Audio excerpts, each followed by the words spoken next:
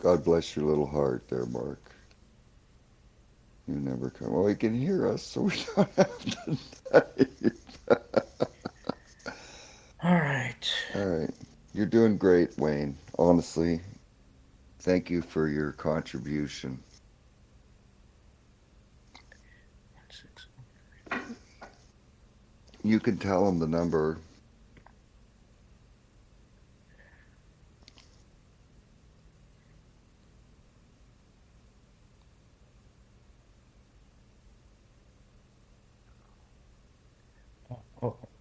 Oh, shoot. Hold on a second.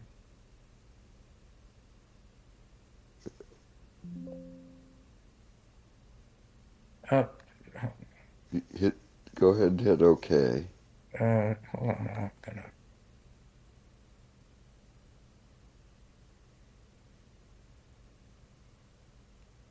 Oh, hit OK. I just want to check. I think it probably screwed up. No, it wouldn't change anything. It wouldn't change the options, Wayne. Are you sure? Yeah, I'm 100% sure. Okay. Well, That's it looks like I'm gonna have to X out anyway. okay. Because Yeah, because you didn't join.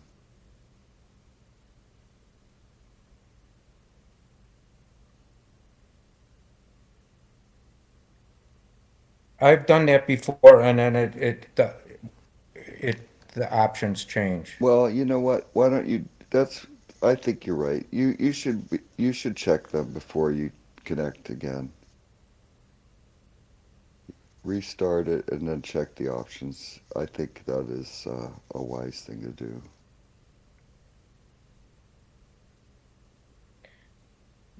Nope, they stayed the same. So Okay.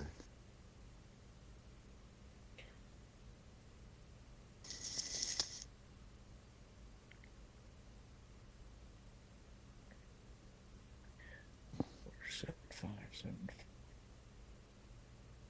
That's a good number.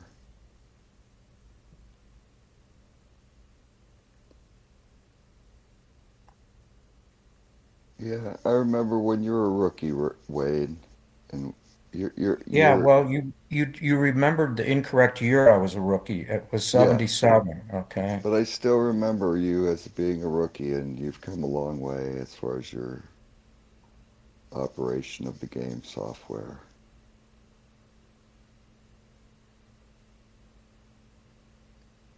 Uh, Red Lucas against Benny Fry.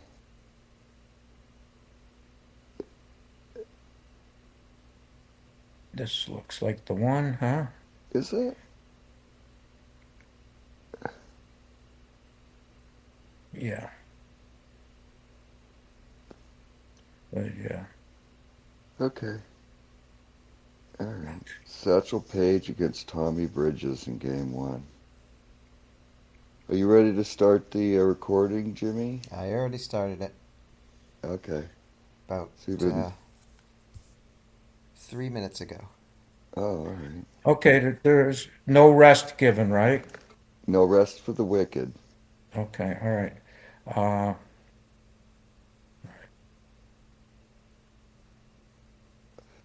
Are you ready for us to start the broadcast, Wade?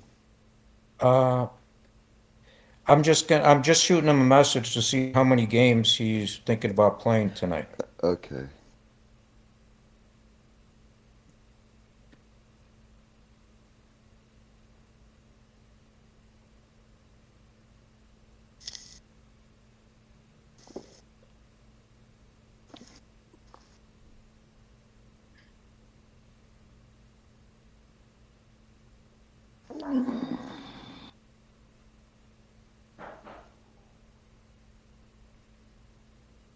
He Oh, says he's open.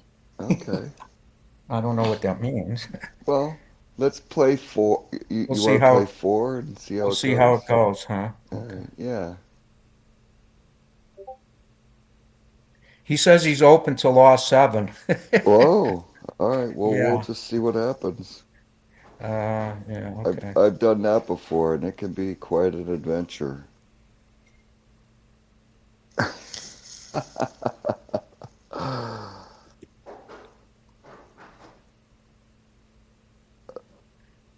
Okay.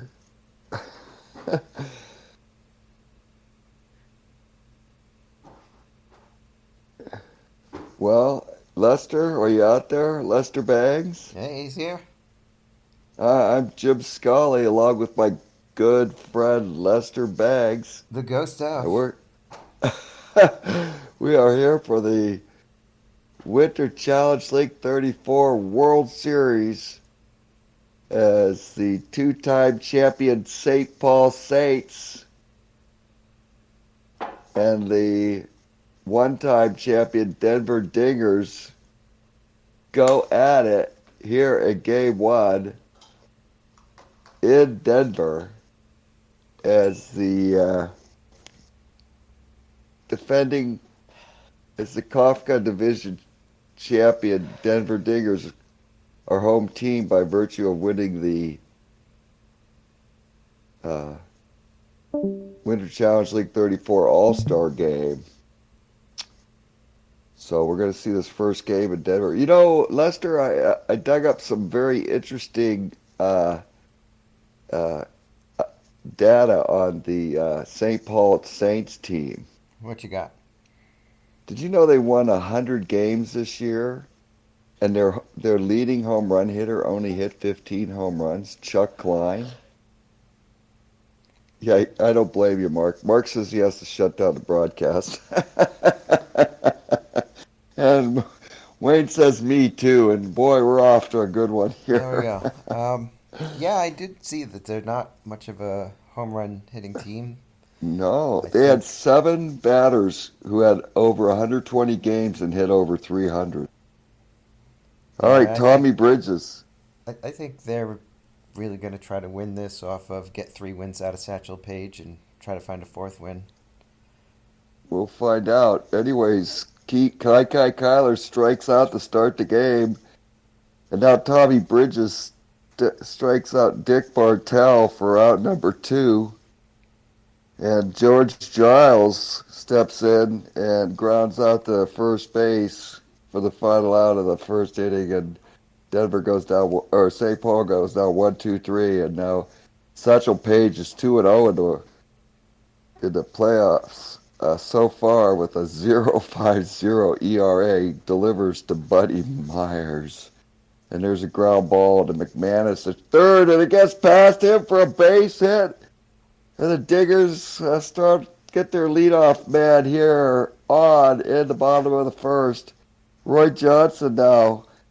Oh, he fouls off a bunt attempt. He's going to stay with it. The corners are in. And he lays out a great bunt. And what a play to get him at first base. But Buddy Myers moves to second. And we got a runner on first. Here's Turkey Stearns, who hit 401 this year. He hits a foul ball down the right field line, and George Slade runs it down for the second out. Dixie Dukes now, the next hitter at 32 home runs, swings, hits a drive into the gap in right center field. Chuck Klein is after it. He can't get it. And Myers scores for second. It's a double for Dukes, and the Denver Dingers are up 1-0 here in Game 1 of the World Series. Ace Stones. Oh, it's a line drive at the first baseman, Giles, who makes the play.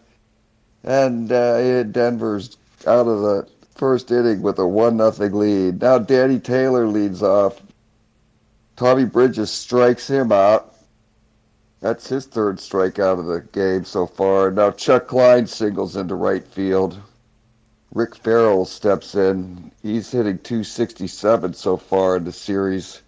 2 doubles, 2 RBIs. Bridges winds and deals, and there's another ball hit down to third base, and Harlan Cliff makes the play to second for the force out. And Farrell's on first with 2 down, and here's Marty McManus, who rips a single on the left. And Rick Farrell's going to hold up at second. So George Slade up in the clutch here at the top of the second. 2 on, 2 outs. Slade hitting 235 so far in the playoffs. Rips one in the right field. Rick Farrell, not a fast runner, is getting a green light. Roy Johnson's up with the throw. Here it comes home. It looks like about a 50-50 chance it gets through. And Roy Johnson throws the ball away for an error, and the run scores. And it's 2-1 St. Paul as the Dingers took a chance there. Slade moves into third on the error.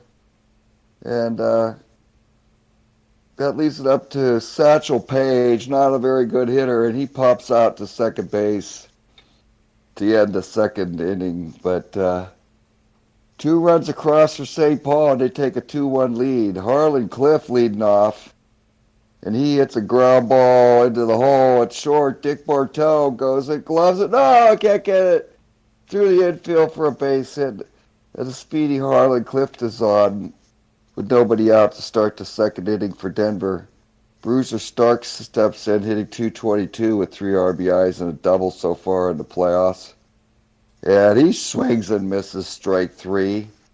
Satchel Paige strikes out his first batter of the game. Now Sam Bankhead comes in and walks. So 2 on, 1 out for Tommy Bridges. And he's a decent bunter. Yeah, he's going to lay one down. And he sits it back to Satchel Paige, who makes the play at first.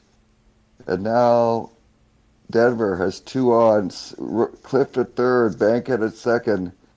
Buddy Myers 1 for 1, a single, and he scored a run already. And then he hits a pop out to first base to end the threat. So St. Paul hangs on to a 2-1 lead. Kai Kyler leading it off 0 for 1. Base hit for him. This is a very speedy St. Paul team with lots of good hitters.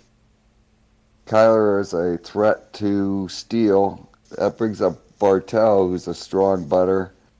And he hits the ball out to right field, and Ace Stone catches it. Kyler will stay at first. Brings up George Giles, who's hitting .412 so far in the playoffs. He strikes out. And that's 2 down to Danny Taylor. He's got 2 doubles and 2 RBIs. St. Paul is retired on that strikeout of Taylor, and now here's Roy Johnson leading off. St. Paul got here by sweeping the Pittsburgh Bishapoos in 4 games. Denver won Game 7 against Preston, and that's how they got here. All right, ground out to the pitcher to lead off. Now here's Turkey Stearns, 0 for 1. And he hits a ground ball past Bartel at short for a base hit. The speedy Turkey Stearns is on. Dixie Dukes, who had that double back in the first inning, hits a ground ball to Marty McManus at third base, and McManus makes the play. But Turkey Stearns moves up into scoring position for Ace Stones. Ace Stone in the clutch, 0 for 1, hitting .450 so far in the playoffs. And there's a sharp line drive right at the first baseman Giles, and that ends the inning. So we go to the top of the 4th. Chuck Klein leading off, 1 for 1. He grounds back to Tommy Bridges, who makes the play at first. 1 down. Now Rick Farrell stops in 0 for 1, who scored a run. And he hits a fly ball. Turkey Stearns calling for it, and he makes the play. 2 down. Marty McManus, 1 for 1 with a walk so far. And he hits a high pop-up to shortstop. Sam Bankhead calls it and puts it away for the final out. After 3.5, still 2-1 St. Paul. Here's Harlan Cliff leading off. He's 1 for 1. Hello. Cliff just hitting 167 so far. It's a casual fly ball out to Kyler in center for the first out. Here's Bruiser Starks. Did Jed pay for it? And that's a line drive to Thanks. second baseman Slade for the second out. Satchel Paige. He won 24 games during the season. And it's a line out to second. 1, 2, 3 there. Going In the off mute. fourth, here's Okay. George Slade leading off the top of the fifth with a walk against Tommy Bridges. So they bring the corners in to Satchel Paige, and he's a strong bunter. And he squares and bunts it back at I'm gonna Starks, be. the first baseman, who makes the play over to Bridges for the out. That moves That's it. I'm Slade just saying I'm into gonna be. scoring position with one No, out. And now Bridges walks Kyler. And that brings up Dick Bartow, who is 0 for 2 so far. He swings and it's a drive out the center field. Starks will play that one. 2 down. George Giles 0 for 2. 5 RBIs, 2 triples, and a double so far in the playoffs for him. And he hits a ground ball to the second baseman, Buddy Meyer, and that ends that inning. So go to the bottom of the fifth, 2-1. St. Paul, Tommy Bridges leading off. First pitch, and strike Sorry, 3. Well, Yep, you can get 3 strikes on one pitch here in the Animals Winter killing each other, Challenge you speak League. of. Yep. Speeds the game up, I'll tell you. Okay, Buddy Myers strikes out. So that's strikeout number 3 for Satchel Paige. And brings up Roy Johnson, whose throwing error is the difference in the game so far. Both these teams pretty high offenses. And there's strikeout number 3. So 3 strikeouts for Satchel Paige in the bottom of the 6th. And now Danny Taylor leads off the top of the 6th with a single. Chuck Klein. Hey, Jimmy, you know what Tommy Bridges' season record was? I do not They have said- my stat book with me. Base it up the middle for Klein. And Danny Taylor is looking at the third base coach, and he's going for it. Here's the throw, and Taylor's out at third base. Klein advances to second. What a throw by Turkey Stearns. Oh, to nail Danny Taylor for the first out. Now there's a strikeout for out number 2. And here's Marty McMahon. Those Denver Dingers violating one of the Cardinal book rules. Strikeout number 3. And, all right, we're going to the, I guess when you got the lead, you could take chances. All right, Turkey Stearns now 1 for 2. He's fouled out and singled against Satchel Paige. Satchel Paige, 5 walks and 16 strikeouts and 2 plus appearances. And now another base hit for Turkey Stearns. Dixie Dukes, the next hitter. He's hitting a lowly 222 so far. Get this guy started. The Denver might have a chance here. Oh, base hit as they were holding the first. But Stearns has to hold at second. So 2 on, nobody out for Ace Stones. The corners are in. Page deals, and it's a sacrifice bunt in front of the plate. Page fields it, throws the first, but the runners move up.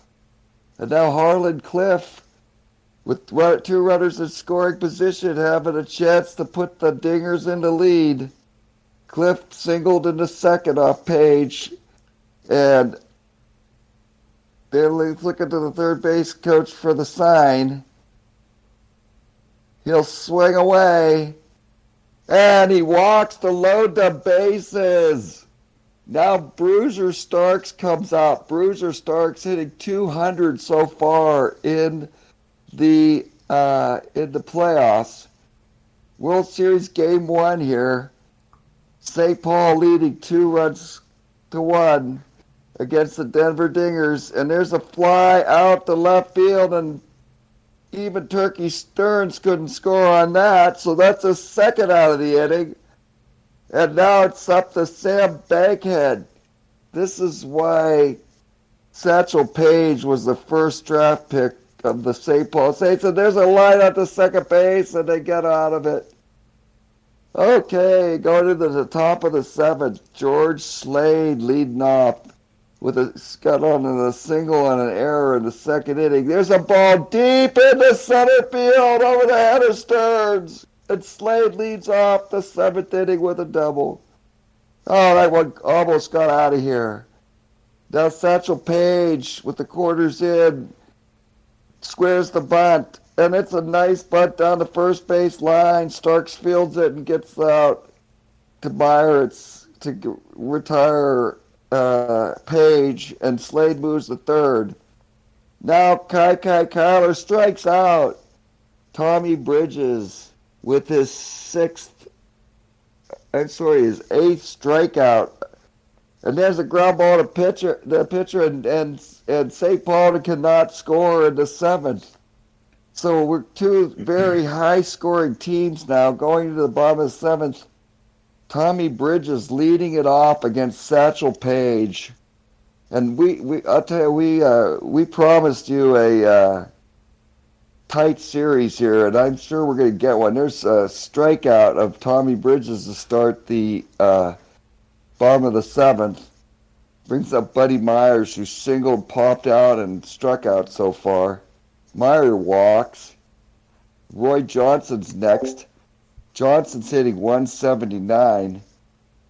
So he did much better than that in real life, let me tell you. Oh, and here's a Satchel Paige pitch that gets by Rick Farrell. And Buddy Myers moves into scoring position.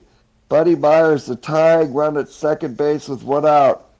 And Roy Johnson hits a ground ball back to Page, and he holds Meyer at second and throws the first baseman Giles for the out. Two down. Turkey Stearns now, 2 for 3. He's singled in his last two at-bats here, trying to tie this game. And a ground ball to shortstop. Bartell makes the play. And we go to the top of the eighth. St. Paul hanging on to a 2-1 lead. George Giles 0 for 3. Lines right to Buddy Meyer for the first out. Now Danny Taylor, who's had a single and 3 at-bats. He lines the bankhead for the second out. And now Chuck Klein, who's had 2 singles and 3 at-bats. 2 runs, 7 hits for St. Paul. 1 run, 6 hits and an error for Denver. And that's strike 3 to Klein, and that's the end of the 8th inning. Jimmy, what do you think so far? Yeah, I was looking back at that second inning, and we had, one out and 2 runners on, and the pitcher bunted, and I thought, it's crazy because I don't know what's going to happen in 80 years, but maybe someday they'll tell pitchers you don't bat anymore. You think that'll ever happen, or am I just crazy? You're crazy, Jimmy. Okay, So. now here's Dixie Dukes leading off for Denver, trying to get a run across here, trying to tie this game, and he grounds back to Page. Ace Stone 0 for 2. Oh, man, this is such a classic matchup between this Denver offense and Satchel Paige. And there's a swing and a ground ball to first. George Giles, one of the better fielders, makes a nice play. And that's 2 down. And now here's Harlan Cliff. Page delivers, and another ground ball, this time at Dick Bartell, the shortstop, and he makes a nice play. So this St. Paul defense holding strong here so far. Top of the ninth now, Rick Farrell leading off. St. Paul Saints leading the first game of the Winter Challenge League 34 World Series 2-1. Tommy Bridges still pitching for Denver, strikes out Farrell. And that is strikeout number 10 for Bridges. Marty McManus then grounds out the second baseman Meyer for second out.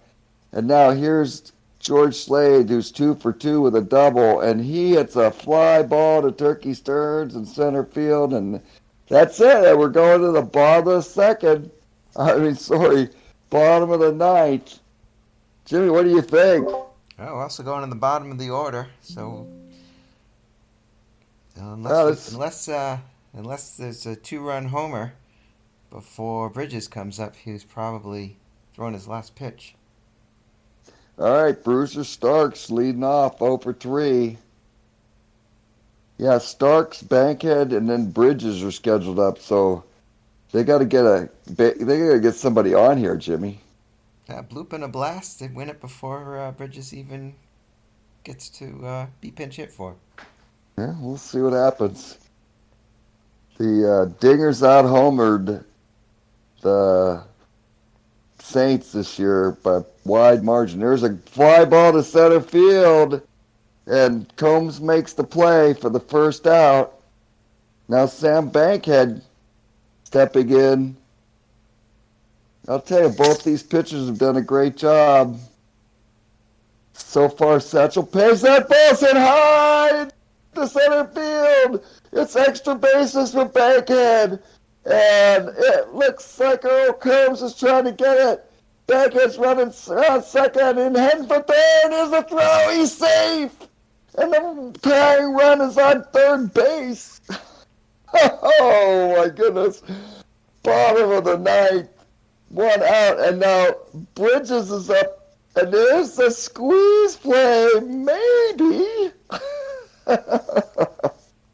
Oh, big decision here for Denver as they're trying to get the winning run home. They turned down the squeeze. Oh. I think Oh. that Manchester team would have done a suicide squeeze probably I think 6 or 7 so. times a game. Could be the safety squeeze. No, not. He says no to that. Now he looks back at the suicide squeeze, and here it comes. There's the pitch. There's Beckett, and then there's the bunt, and it scores the runner from third. Bridges lays down a great bunt, and Bankhead scores to tie the game, and Bridges on first with a single. Oh my goodness! That's Wow. in the Kukafka division. All right, Buddy Myers steps in. He's 1 for 3. It's tied 2-2 now. Oh my goodness! I'll tell you what. Big triple by Sam Bankhead as he turned on the Jets and beat that Earl Combs throw into third.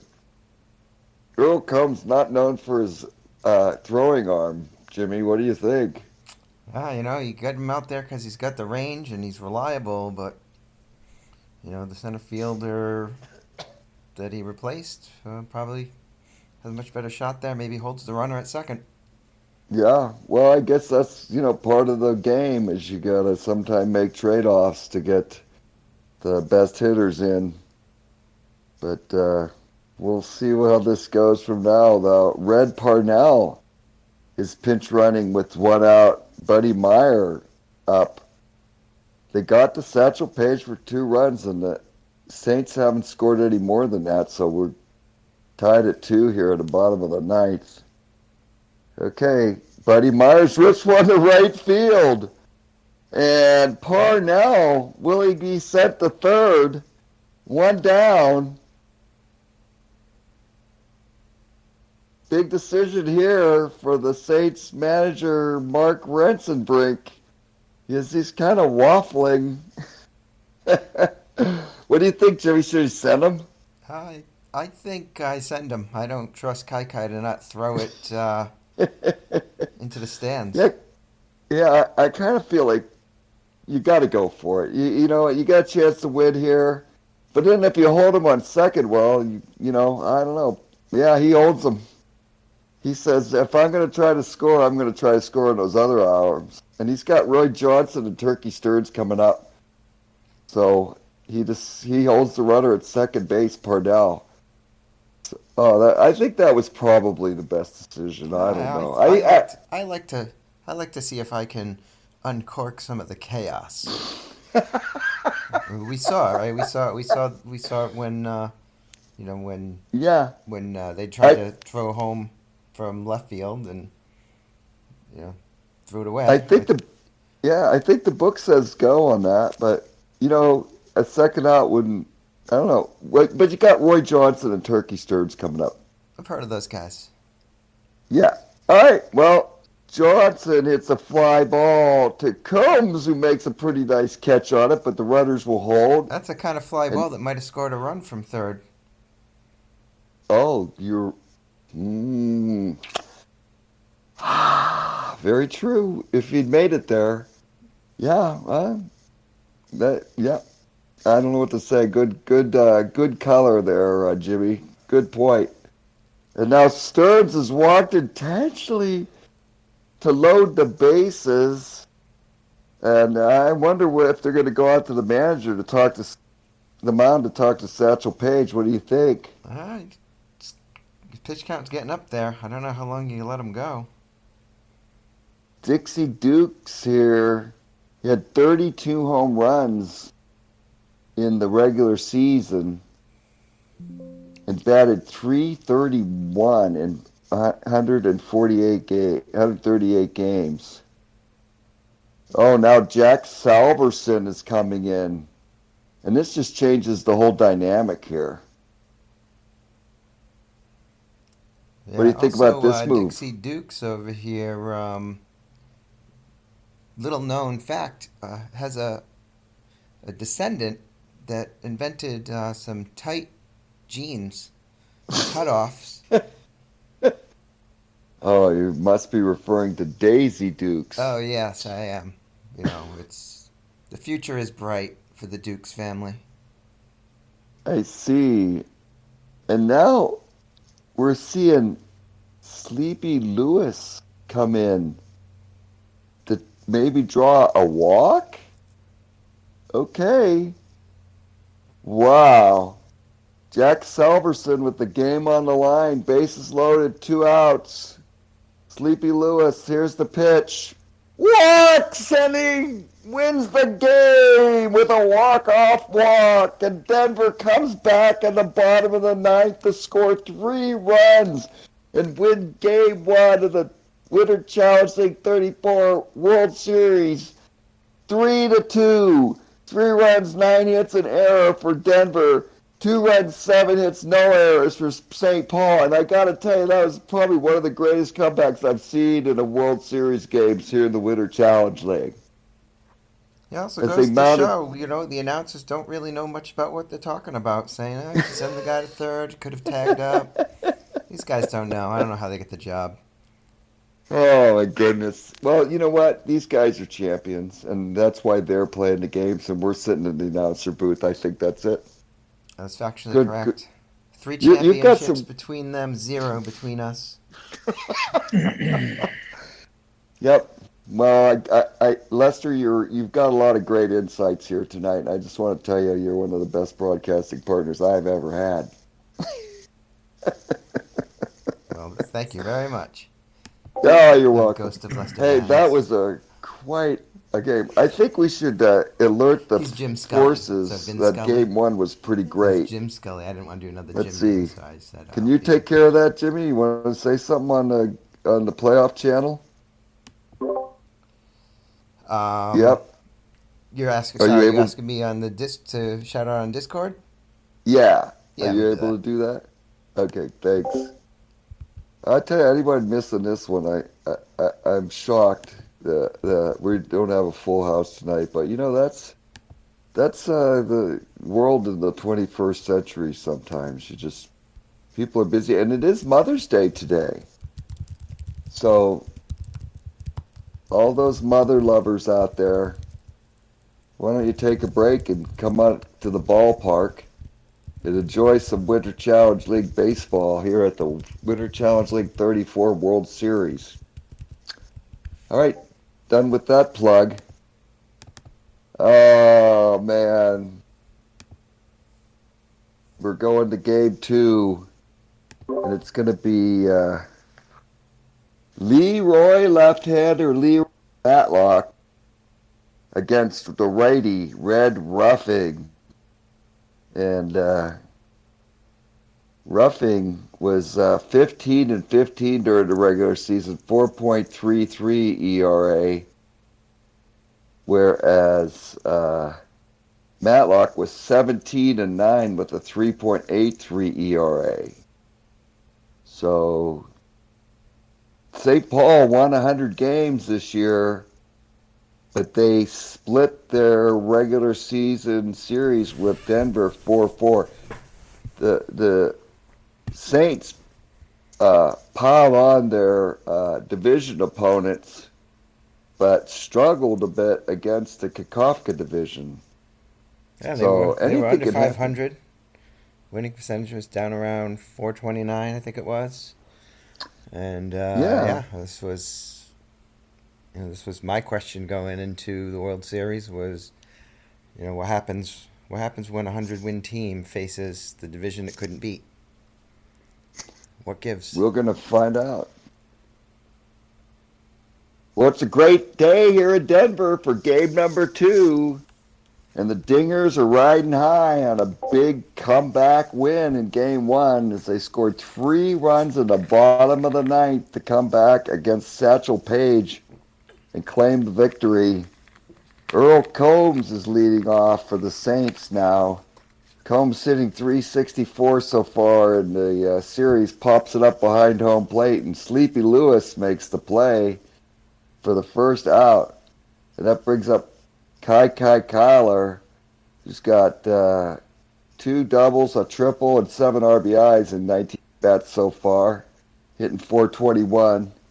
Denver's played 7 games so far, in 8 counting the game number 1. There's a base hit in the right field, and Roy Johnson bobbles it.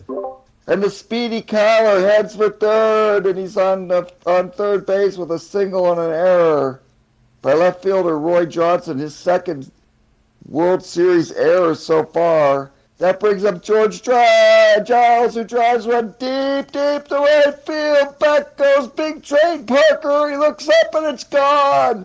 And St. Paul comes back in game 2 with a first inning 2-0 lead. And now it's Rick Barrow. He flies out to right, but this time Parker gets the ball. 2 down. And that was a big home run by George Giles. Chuck Klein flies out to right, so Big Trade Parker seeing a lot of action, but some of it he couldn't get to. And St. Paul strikes early in the first inning. Leroy Matlock now taking the mound. He's pitched 6 innings so far in the playoffs. He hasn't had any decision. And Myers hits a line drive right at George Giles at first for the first out. Roy Johnson, who's chalked up a couple errors so far, stepping in. He's got a home run and 2 RBIs. He's batting 167 and 30 at bats. And there's a base hit in the right for Roy Johnson. Turkey Stern's up next. I get, should we just award him the league MVP here, Jimmy? I kind of think he is. He had 401, and now he's hitting 444 here in the playoffs. 441, I'm sorry. Yeah, I think so. He's been good all year and kind of a regular season award anyway. So I think he's sort of locked it up. Turkey Stearns walks, and now there's runners up first and second for Lincoln Jackson, who had 4 home runs in that playoff against Preston, and a big hit for Jackson up the middle. Coombs comes up, and they hold Johnson at third base. And now we got speedy runners at first, second, and third, and Tony Cusinella, who hit a grand slam in that series against Preston, and he walks. And now the run scores from third as the bases stay loaded. It's 2-1 now, St. Paul. Denver draws blood here at the bottom of the first. Sleepy Lewis, who walked off in the game 1, lines a base hit into left field. Stearns will score. Jackson's being set around third. He'll score. And Sleepy Lewis's 2-run single makes it 3-2 as Denver claims the lead here in the first inning of game 2. Big Train Parker now. He's hitting 375 so far in the playoffs. Flies out to right field for the second out. And here's Sam Bankhead, who's scored the tying run after a big single with 1 out in the ninth in game number 1. Trying to make this a bigger Denver lead. And he hits a ground ball into the hole at third base. Cecil Travis can't get it. And Cusinella takes third. Lewis takes second. And we got bases loaded again here in the bottom of the first for Red roughing with a chance to help himself. Oh, and he hits a ground ball back to the pitcher, and the side is retired. But the damage is done as the Dingers score 3 runs and 4 hits to go ahead 3-2. Now Red roughing strikes out Dick Bartell to start the top of the second. Cecil Travis, who's only been at bat a couple times in the playoff without a hit, strikes out.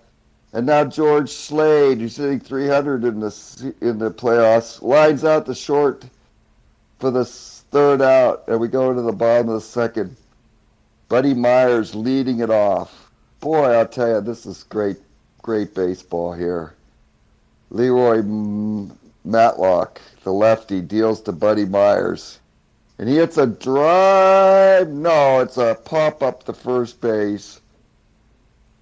George Giles reins it in for the first out in the bottom of the second. Roy Johnson, who's singled and scored so far, gets the ball right back to Matlock for the second out. He throws to Giles to get the retire the beady Roy Johnson. Now here's Turkey Stearns, who walked back in the first part of that 3-run innings, and he strikes out Stearns. So going to the top of the third, Leroy Matlock leading it off. He's had 1 at bat so far in the playoffs. And he tries the bunt, and Lewis leaps out in front from behind home plate and fires at the first for the out. 1 down. Now Earl Combs rips a single into right field. And the speedy Combs is on first. He's a threat to steal. Kai Kyler up now. Single. He got onto third with a single and error and later scored. He's the next batter. Combs tries for the lead, doesn't get it. Here's the pitch from Roughing, and Kyler swings, and it's a fly ball in the left field. Roy Johnson calls for it. He's got it. Nice play by Johnson for the second out. And now here's George Giles, who hit that big home run to put the Saints ahead 2-0. And there's another drive in the right field. And back goes Parker. I got it this time, and the side is retired. George Johnson just barely missing another home run. Oh, that would have mattered there. Okay, bottom of third. Lincoln Jackson strikes out to start the inning. Here's Tony Cusinella. Grounds out to Matlock for the second out. Sleepy Lewis 1 for 2. He had a 2-run single in that first inning. And now he hits a drive deep into center field. Back goes Combs. It's over his head. And in second goes Sleepy Lewis. He thought about maybe going to third, but he held up. Lewis not a speedy runner. So now 2 outs, and it's Big Train Parker in the clutch against Leroy Matlock. Boy, I'll tell you, the wind just held that George Giles ball up. That would have been a 2-run homer. That would have put the Saints in the lead. And now a ground ball, shortstop ends the threat, and we go into the top of the fourth. Rick Farrell leading off for the Saints. Hits a ground ball single on the left. Chuck Klein now, he was the team's leader in home runs with 14. Klein walks, and that brings up Dick Bartell. It's a couple slow-footed runners on the base. That's unusual for St. Paul. They got a lot of good hitters and a lot of speed. But Bartell lays down a bunt, and Roughing fields it, throws the first for the out. And that moves Farrell to third and Klein to second. For Cecil Travis with a chance to put St. Paul in the lead here in the fourth inning. He walks. And now the bases are loaded for the number 8 hitter, George Slade. He's already got a double and 4 RBIs in this playoff so far. The infield's brought in against Slade. Leroy Matlock, the pitcher, is next. Here's a drive out to left field, deep. Back goes Roy Johnson. He looks up and he catches it at the wall. And that's enough to score the run. And St. Paul ties it 3-3 on a Cecil Travis sacrifice fly. Now Leroy Matlock flies to Turkey Stearns in center field to end the inning, but the Saints tie it with a run in the top of the fourth on a sacrifice fly that brings up Sam Bankhead, who's 1 for 1, leading off the bottom of the fourth. Here's the pitch. Game number 2 here in the World Series. And that Dick Bartell making the play over the first for the out, 1 down. Red Ruffing 0 for 1, the pitcher, against his mound opponent Matlock. And he strokes a fly ball to Combs in center field. Here's 2 away. And now the leadoff hitter, Buddy Myers. 3 runs, 4 hits for St. Paul. 3 runs, 5 hits, and an error for Denver. As we battle it out here in the bottom of the fourth, Myers strikes out, and we go to the top of the fifth. Score is tied. Denver won game 1 in combat fashion. Combs walks to start the inning. Now Kyler, he's up next with a single and an error, got him at a third in the first inning, yet later scored. He Combs tries to get a lead, but does not get it. The corners are in. Kyler swings away. There's a fly ball out the center field. Stearns reins it in. Nice running catch for Stearns for the first out. Now George Giles 1 for 2 with a home run, and he had a ball hit deep in the right but didn't go. All right, Ruffing treats him with kid gloves and walks Giles to put the 2 runners on for Rick Farrell, who hits a ball deep to center field. Back goes Stearns. It's over his head. It's off the wall for extra bases. Combs will score. Here comes Giles trying to score. Or Willie, looking at the third base coach, running slowly, thinking about it. Here we go, and let the ball go through, and Giles scores, and Farrell ends up on third base, and it's 5-3 Saints. Oh, big hit by Rick Farrell, the catcher, to break this 3-3 tie. Now Chuck Klein strikes out for the second out. And here's Dick Bartell. It's St. Paul showing the spunk they've showed all year.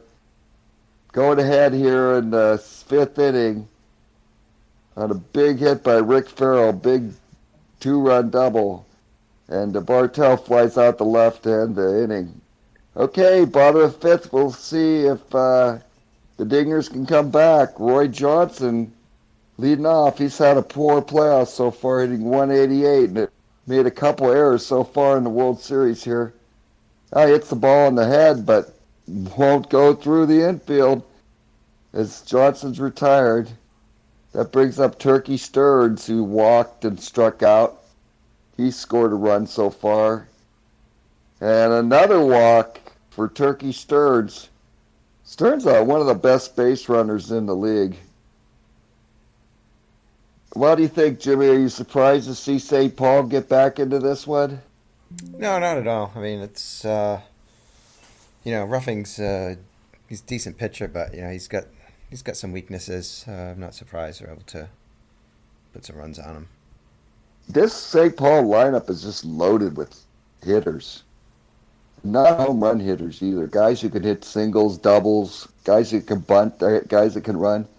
It's a textbook execution of the win with speed strategy, and it's fun to watch it being played out here in the World Series. I tell you, people can learn a lot. There's a lot of different strategies that people use. Some people go all power, some people go pitching, some people are, looking at speed and on base and contact, and it's always great to see different strategies collide rather than everybody just copycat everybody else. Yep, Turkey Stearns tries to lead, doesn't get it. Dixie Dukes steps in, and now he walks. Ray Ray Bengi is on the mound for St. Paul in relief of Leroy Matlock. As they do the old switcheroo on the dingers, and the dingers are gonna looks like they're gonna respond with some pinch hitting here. What do you think, Jimmy? Too early to bring in Bengi, or is this a good No, move? I think it's a good move. The question it forces is do you pinch hit knowing that he could switch back, or do you just stay with your guys and worry about making the right moves in the eighth inning or the ninth inning as opposed to trying to win it in the fifth? Good point there. All right, pitching to H. Stone, who's pinch hitting, and he hits a fly ball to center field. Sometimes you do pinch hitting in the middle innings to get that defense in, try to take advantage of the pitching change. That's another strength of the St. Paul team is their lefty righty relief pitcher mix. They've got really good relief pitching. Yeah, which is a commodity 1934 league, and uh, can't really say a lot of teams have a good bullpen. Yep, it's amazing. St. Paul managed to put together a good one. I think that Satchel Paige draft pick was key to their success. Now here's the pitch to Bruiser Starks with 2 outs, and Starks hit a ball deep into center field over the head of Combs. And Stearns will score. Here comes Dixie Dukes. Here comes the throw. Starks pulls into second with a 2-run double as they cut off the throw. No, they threw it home and did not get the runner. But its score is tied at 5. A 2-run double by Bruiser Starks ties this game here in the fifth. Wow, there's no dying in Denver, is there, Jimmy? Absolutely not. This is That's a two teams that gonna put a hurt on pitchers. They'll do it different ways, but they'll do it. yeah. These are two very well built teams. Okay, Harlan Cliff now in the clutch against Bangi. Scores tied here, as we said. And there's a walk to Bangi. And now Sam Bankhead, the hero he was the hero of the ninth inning in game one and the hero in the first inning here in game two. He hits a fly ball to Combs, and that'll retire the side, but the damage is done as the score is tied on that big Bruiser Starks double, and we're tied 5-5 after 5, and we're going to the top of the sixth. Yeah, we saw mass substitutions. We'll see what happens later in the game when the matchups get to be chosen by St. Paul. Yeah, Ace Stone's now in right field. Not a real strong defensively. Harlan Cliff goes to third, Starks goes to first, and Cecil Travis flies out to Stearns in center to start the top of the sixth. George Slade looks like he hits one and up behind home plate. Dixie Dukes catches it for the second out. And now Roy Bengi. Red Ruffing's been roughed up so far. He's 0 for 2 with a 7.53 ERA in the playoffs so far, as Bengi gets a base hit past Buddy Myers, his second. Here's Earl Combs, and he hits an inside-out swing, fly to left. Roy Johnson makes the play, and the sides retire. We go into the bottom of the sixth. It's still tied 2-2. Red Ruffing facing Ray Bengi. And Bengi's pitched 3 innings so far in the playoffs. He's got a 9.0 ERA, so both these pitchers have something to prove. All right, Ruffing gets the ground ball to Slade at second for the first out. Slade doesn't have a lot of range, but when he gets to it, he's sure-handed. Yeah, and he makes the play on that one. Buddy Meyer 0 for 3 now. Line out, pop up, and strikeout against Leroy Matlock, facing Bengi for the first time. Hits a ground ball. And there's Dick Bartell makes a muff. He boots it, and Buddy Meyer is on first with the first St. Paul error. Ayers figured pretty strongly in the Denver Preston series. St. Paul swept the Bishop so fast there was nothing. There was no time to even think about it. There's no time to make an But error. there was I had no time. Yeah, that's exactly right. Okay, Roy Johnson now looking to try to move the runner, maybe break this tie as Turkey Stearns is up behind him. Well, you got to be loving batting in front of Turkey Stearns. Okay, Ted Zachary is pitching now, and there's a fly ball to Chuck Klein and left for the second out. Zachary, the left-hander, to face Roy Johnson and Stearns. And Turkey Stearns now hits a ground ball to Bartell, and this time he's sure-handed and gets the out. So side retired in the sixth. We go to the top of the seventh, 5-5. Top of the second hitter in the lineup, Kai Kyler strikes out against Ruffing. And that brings up George Giles, who had a home run back in the first inning, and then hit another ball deep in the third that didn't go. He grounds out to Meyer at second base, and that brings up Farrell, who strikes out to end the inning. Bottom of the seventh, Dixie Dukes, who so far today walked against Ray Bengi. He's had 29 at bats. He's hit a double and 2 RBIs, hitting 241. It's Ted. I think it's Ted Zachary, is it? We're not seeing the names here, so I don't have that ironclad memory I had. Okay, ground ball to shortstop. First, Bartell makes the play. One down. Here's Ace Stone, 0 for 1. He's hitting 391 in the playoffs. It's a base hit to center for Stones, which brings up Bruiser Starks with that huge 2-run double in the fifth inning to tie the game. Zachary, the left-hander, brought in to face. There's 5 left-handers in a row there in the Denver lineup, so not a tough call for the manager. Stone tries to the lead, doesn't get it. But this time, I think Starks has a little advantage here as he hits a fly ball deep in the left center field. This could go. It's gone. Home run. Bruiser Starks with a 2-run blast. Hero game 2 so far, tying it with a 2-run double and putting the Dingers in the lead here in the 7th with a 2-run home run. Oh my goodness. Harlan Cliffs grounds out to second base. And now Sam Bankhead, 1 for 3. Bruiser Starks comes into this game because of pitching changes. It shows what a man he is. Bringing in 4 RBIs in the last 3 innings. And there's a ground ball to shortstop the end of the inning. And we go to the top of the 8th. Holy cow, Denver putting the hurt on the St. Paul Saints. Chuck Klein leads it off. Hits a pop-up near the plate. Dukes calls for it and retires the Klein for the first out. Now Dick Bartell 0 for 2 hits a ground ball to Harlan Cliff, who makes the play. 2 down, top of the 8th. Game 2 of the Winter Challenge League 34 World Series.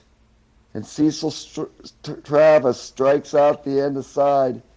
Denver tried to take up a 2-0 lead as Red Ruffing leads off against Tom Zachary. I'm calling him Tom. I'm calling him Ted. I know he's got a first name. I'm sorry to the Zachary family. I apologize. Ground ball to shortstop. Bartell for the first out. Here's Buddy Meyer. And this is the first of 5 left-handed hitters to face against Zachary. All right, Meyer hits the ground ball. And here's Roy Johnson, who's actually a little better hitter against these. He's 1 for 4. He's got a single and scored a run. And there's a ground ball to second baseman to retire the side. So now it's do or die for St. Paul tonight. They've got George Slade leading off against Red Ruffing.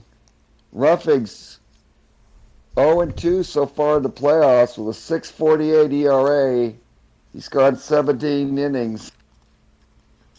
We'll see if he What do you goes to the think, Jimmy? closer. Huh? He's gonna stick with Ruffing. He's got the closer out there. Yeah. Gizentainer. All right. Yeah, he's going to stay with the righty. I think he's making St. Paul pitch hit here, basically. He's real good against righties, and that's kind of predictably now Hurley McNair is going to pinch hit against Ruffing, the left-handed hitter. And swing and a miss, strike three against McNair. One down. Zachary scheduled to hit. Who do you think they're bringing in here now, Jimmy? No, it looks like it's gonna be Taylor, but I think the best way to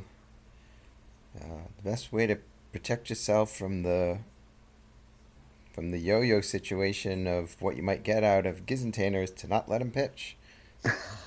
All right, grab on a second, and that retired Combs. And I'm sorry, that retired Danny Taylor. And now Combs with a 2-out single. And they're going to the mound to talk to Red Ruffing. And he says, oh, do fine, boss. So Ruffing is going to schedule to stay in here against Kai Kyler. I don't know. The Dingers look like they match up pretty good against St. Paul. Combs with a lot of speed. Here's the pitch. And he walks Kyler. And here we go again as the go-ahead run is now at home plate in the form of George Giles, who's got 7 RBIs and 348 in the playoffs. And what do you think now, Jimmy? You think you're going to see Gissentainer now? Maybe not. I think he's taking a look at what's on the bench there, because if Gizentainer goes out there, he's got to think about who's going to be the pinch hitter, not who's going to be the actual hitter. George Giles is a good hitter Giles, against lefties. Giles, hits lefties. I don't think he's going to get a pinch hitter. I think he's going to get Giles either way. Yep. George Giles hit 333 with 54 doubles and 14 triples in the regular season. So I don't know, but this is tough one call. of You got Ruffing's already had the mound visit, so you can't go back and see if he's still okay. You have to make a gut move at this point. Staying with him or pulling him, either one is a gut move. yeah, it's do or die for St. Paul here. Runners are first and second, top of the ninth. 5 runs, 7 hits, 1 error for St. Paul. 7 runs, 8 hits, 1 error for Denver. And most importantly, Denver up 1-0 here in this Winter Challenge League 34 World Series. What do you think if Denver takes a 2-0 lead? That could be pretty big. Absolutely, any 2-0 lead is big, but there's always the cliche to say a series doesn't get interesting until a road team wins a game.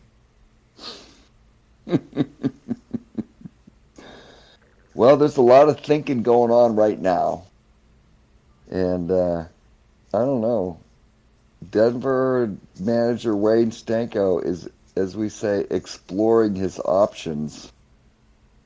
It's tough when you got to face George Giles, who was a great producer, 95 RBIs in the regular season. The best pinch hitter that St. Paul had was Dutch Holland. And Dutch Holland was, well, no, he wasn't their best. Actually, the best pinch hitter was Earl Combs. He was 13 for 26 in the regular season. That's an amazing. He had 277, but he hit 500 as a pinch hitter. All right. Well, there's the last out of the game. He stayed with Jim, Ruffing. Ruffing got the strikeout okay, to end thank it. you, Jimmy. Nobody tells me anything except that the Dingers are up 2-0 now here in the World Series. Going to St. Paul for game number 3. Yeah, gonna be a different type of ballpark. It's gonna be, it's gonna be something where you feel the advantage should shift over to St. Paul. Matchups in their building. The roster is built for it. We're gonna see. We'll get another look at Satchel Paige, Game 4.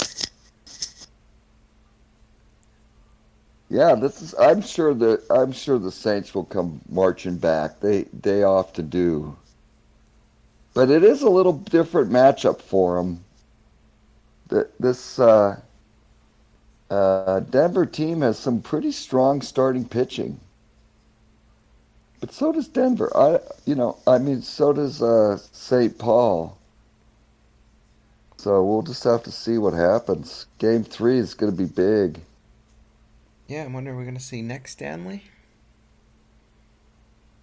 Yeah, Nick Stanley has had a great playoff so far. He's been their ace.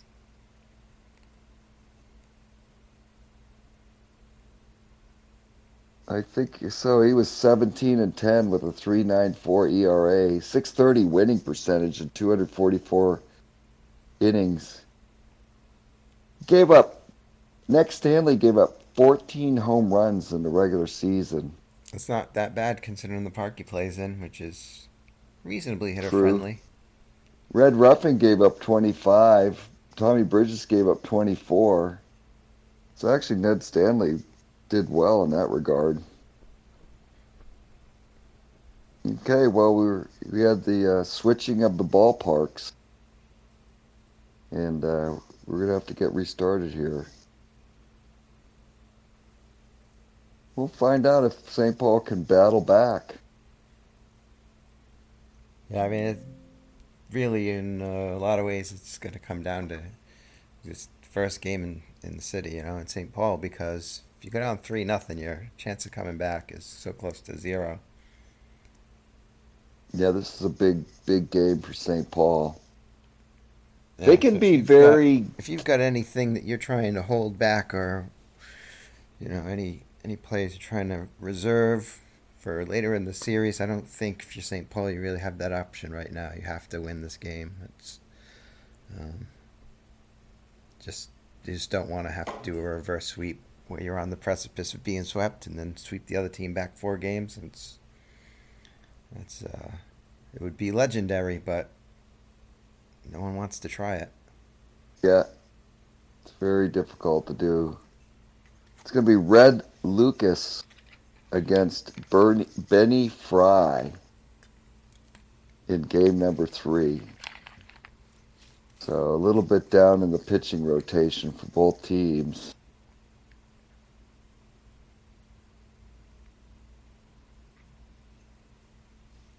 I don't know if we'll see very many lineup changes for Denver. Benny Fry, he's a formidable opponent. He matches up pretty well against these Denver hitters. Yeah, Denver, they're going with their lineup. They're not letting the lefty arms out in the St. Paul bullpen dictate that they might want to unbundle those lefties and put some righties in between there and try to push away the moves that St. Paul can make. They're just saying, look, these are our guys. We're going to come at you with them. Yeah, both teams have a lot of. There's no game off, and It's automatic game off. yeah, it's automatic game off. There's no game off given. It's part built into the schedule. You can just tell them it's built into the schedule there, Wade. Hey, hey, Mark just asked Yeah, if, we see it, and it's built into the schedule. yeah, right, okay, all right. I think he should hear. He said he I was kind of tuning wish. us out. Oh, he is. Okay, just say it's built into the schedule. Okay. That's all you have to tell him. Well, Lester, I'm not hurt by that. I think Mark's making a very good decision to tune us out. I would. We're terrible. Yeah, I mean, if I I was would just, reviewing myself, I would probably write myself right out of a career. I'd say that we're an annoying distraction, is how I'd put it. But only to each other. That doesn't.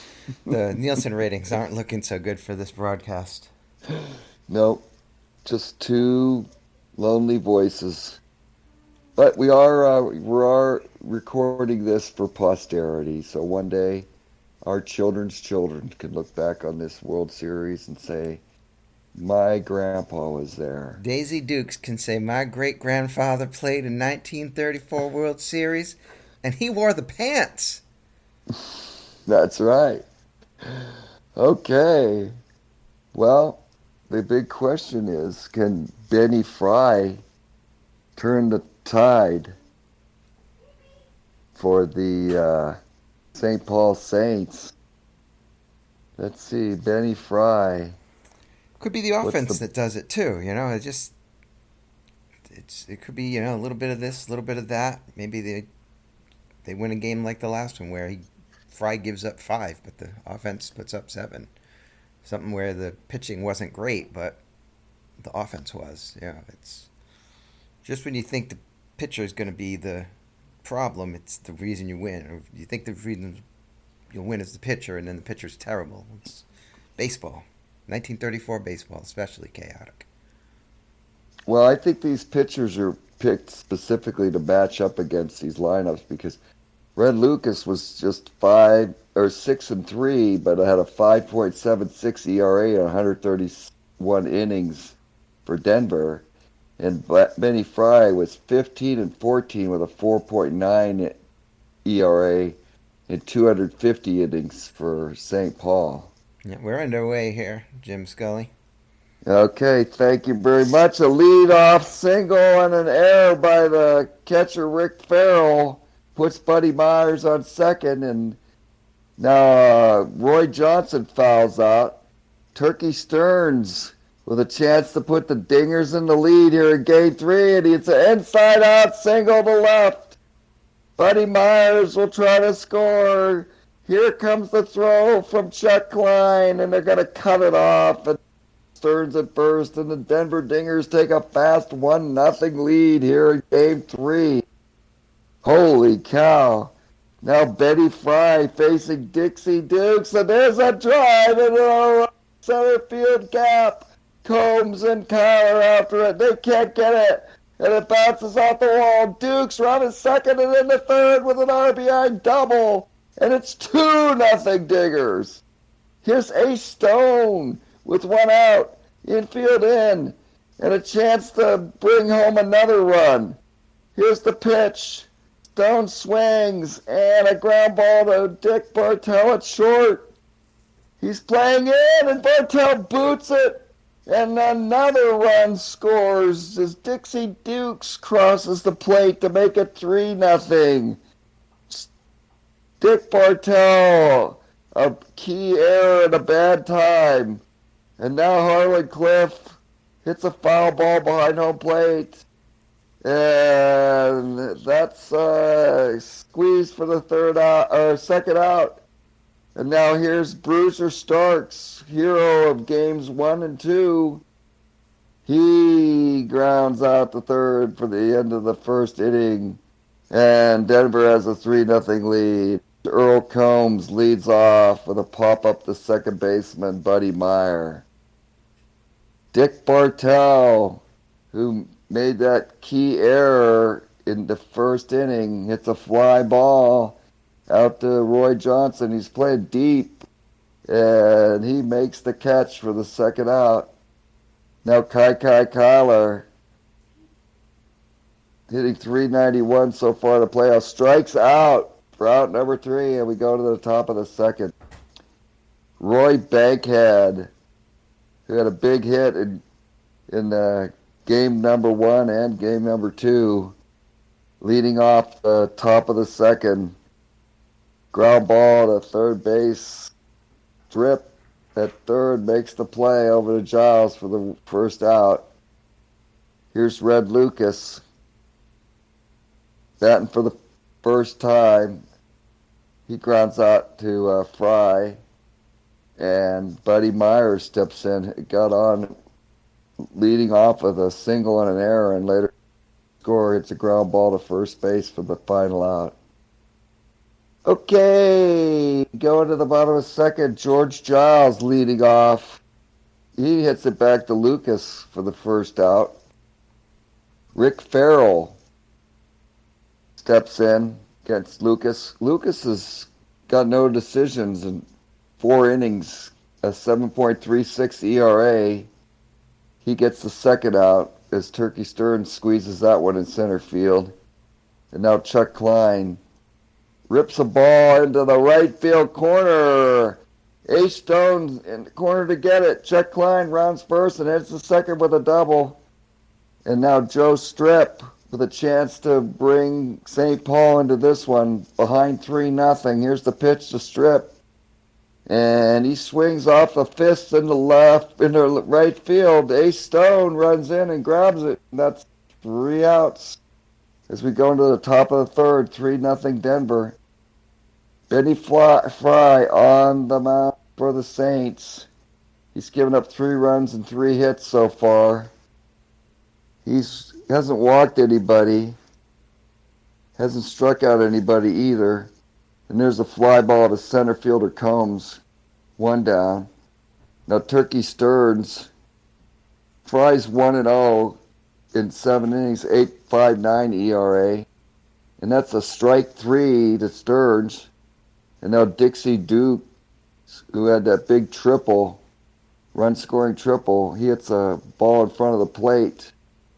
And Rick Farrell leaps out, grabs it, and throws the first for the out. Okay, bottom of the third, George Slade leading off. He has yet to bat so far in this game. Ground ball to Meyer at second base, 1 down. Betty Fry, the next hitter, hasn't batted yet. He strikes out. That brings up Earl Combs, 2 down in the bottom of the third. Combs popped out back in the first inning. Ground ball past Starks into right field for a base hit. 2 down. Dick Bartell, he's 0 for 1 so far. Hits a ground ball in the hole at short. Cliff tries to get it, dives, can't field it, and the ball's in the left field for a base hit. He'll hold Combs at second. So 2 down, and that brings up Kai Kyler in the clutch. And he swings and it's a ball in the left field, right field, base hit for Kyler. And they'll send Combs around. He'll score, and it's 3-1 now. St. Paul is on the board with the 4th hit. And now Bartell's at second, and Kyler's at first for George Giles. And he hits it sharply at Bankhead, and that's the end of that. So we go to the top of the 4th, 3-1 Denver. St. Paul scored a run there on 2 hits. Here's Ace Stone leading it off against Fry. And he swings and hits a ball to center fielder. Combs back toward the wall. He runs it down. 1 away. Here's Harlan Cliff, who fouled out in the first. Betty Fry trying to keep the St. Paul Saints from disappearing behind a 3-0 deficit here in this game 3. Gets a ground ball to shortstop for the second out. And now Bruiser Starks, who drove in 4 runs in 3 innings back there in game number 2, hits a long drive, center field, back goes Combs, he's running, he can't get it. And Starks is on second with a 2-out double. Now Sam Bankhead, 0 for 1. Bankhead, who's hitting .368 in the playoffs with 10 RBIs and triples, is intentionally walked to bring up Red Lucas, with a chance to extend this 3-1 lead. Red Lucas trying to help himself out. Hits a high drive into the gap in right center field. Combs is after it. He can't get it. And a run will score. Stark scores from second. Bankhead takes third. As Red Lucas comes through with a big 2-out double to make it 4-1. Holy cow. Now Buddy Myers, a ground ball to second, retires the side. But a big you gotta run. wonder if Kyler's in center field. If maybe he gets to some of those doubles I there. don't know. That was, I think, that will be one for the historians to answer there, Lester. I, I'm dumbfounded, really. There's a pop out the short by Rick Farrell, and then Chuck Klein falls with a single up the middle, and that brings up Joe Strip, who's hitting 333 and 12 at bats. He hits a ground ball in the hole at short. Bankhead after it. He dives. He gets it. He throws the first, and he retires. He retires Strip, but the runner moves over. 2 down. George Slade up. Betty Fry waiting to bat, and they pitch to him, and he grounds the third, and that's the third out. Throw to first for the third out, and it's still 4-1. Top of the fifth now. Roy Johnson. Yep, I don't know. Yeah, Kyler, I think, is a pretty good match with McCombs. I think either one of them. That ball was just out of the grass. They're both fast outfielders, so I'm not sure that would have made a difference. Okay, ground ball to first, lead off the fifth inning for Denver. Roy Johnson's retired. Then Turkey Stearns hits a ground ball back to the pitcher for the second out. Now here's Dixie Dukes. 1 for 2 with an RBI triple, and he lines out the second base. That retires the side in the fifth. Denver up 2-0 in this World Series, trying to make it 3 in a row. As Red Lucas, he's gone 4 innings so far, giving up 5 hits, no walks and 2 strikeouts, trying to extend this Denver lead. Betty Fry is the scheduled hitter for St. Paul, but Danny Taylor comes in to pinch hit. Taylor's hitting .538 so far in the playoffs with 2 doubles and 13 at-bats. Got a couple RBIs. That's a base hit for Taylor. Earl Combs now up with a runner on first. Nobody out. And he hits a ground ball right at Buddy Myers over the bank. Short over the first, double play. Oh, big double play for the Denver infielder makes it 2 outs. And now Dick Bartell launches a drive into the left center field gap, and that could go. No, it's off the wall. And that double play matters now as Bartell hits a big double. Probably would have scored a run, but Kai Kyler grounds to Buddy Myers to end the inning, and nothing's across in the bottom of the fifth. What do you think, Jimmy? Is it just luck that Denver's leading, or what? I don't think so. They've just they've got the pitching's been good. The defense been tighter, cleaner than what St. Paul's had. I think what I'm interested in is if anybody here can hit one over the center field wall. I think that would be a pretty epic moment. Yeah, it's tough to get anything out of this ballpark. And I don't know, will that work against us, the Saints? I don't know. I would say based on their record this year, they didn't choose the wrong ballpark. Oh yeah, I think this is a team that was made for this ballpark. Yeah, their best hitter, Chuck Klein, only hit 14 home runs, but they scored a ton of runs and won their division. 100 games, in fact. Okay, Ace Stone leading it off. Joe Sarda is now pitching for St. Paul, and he hits it to Kai Kyler and right, who makes the catch for the first out. Harlan Cliff, the next batter. against Sarda. Sarda's just pitched a couple innings, given up a hit and 2 walks so far in the playoffs. And there's a ground ball at third base with a second out. Bruiser Starks, one of the heroes in this series for Denver, now up with 2 outs. He's 1 for 2 with a double so far. And he pops it up to the second baseman Bartel, or shortstop, and Bartel makes the play for the third out. And we go to the bottom of the sixth. Giles, Farrell, and Klein here to face Red Lucas. And Giles hits a ground ball to Bruiser Starks, who fields it and steps on the bag for the first out. Now Rick Farrell's 0 for 2. He hits a ground ball to Harlan Cliff at third.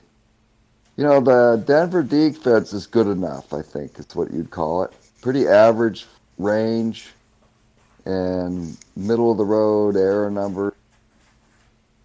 Chuck Klein pops out the first, and that's 1, 2, 3 in the sixth. Top of the seventh. Sam Bankhead leading off, potentially walked back in the fourth. Denver scored 3 in that big first inning and then added one more as Bankhead hits a fly ball toward Klein and left, and he makes the play for the first out. Red Lucas had that big RBI double in fourth, which made the lead 4-1. He strikes out against Sarda, and now Buddy Fry. Fry led the game off with a single and then ended up going to third on an error.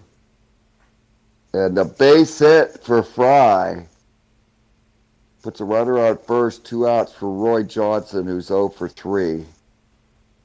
So Denver scored 3 in the first to take an early lead, and they've held tight to that ever since. And there's a ground ball to Giles for the third out.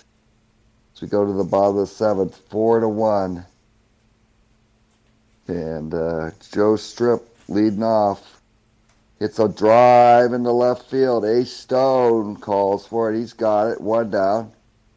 George Slade, who's hitting 250 now in the playoffs. And what do you think's going on here, Jimmy? I'm not sure. Wasn't any pitching change made.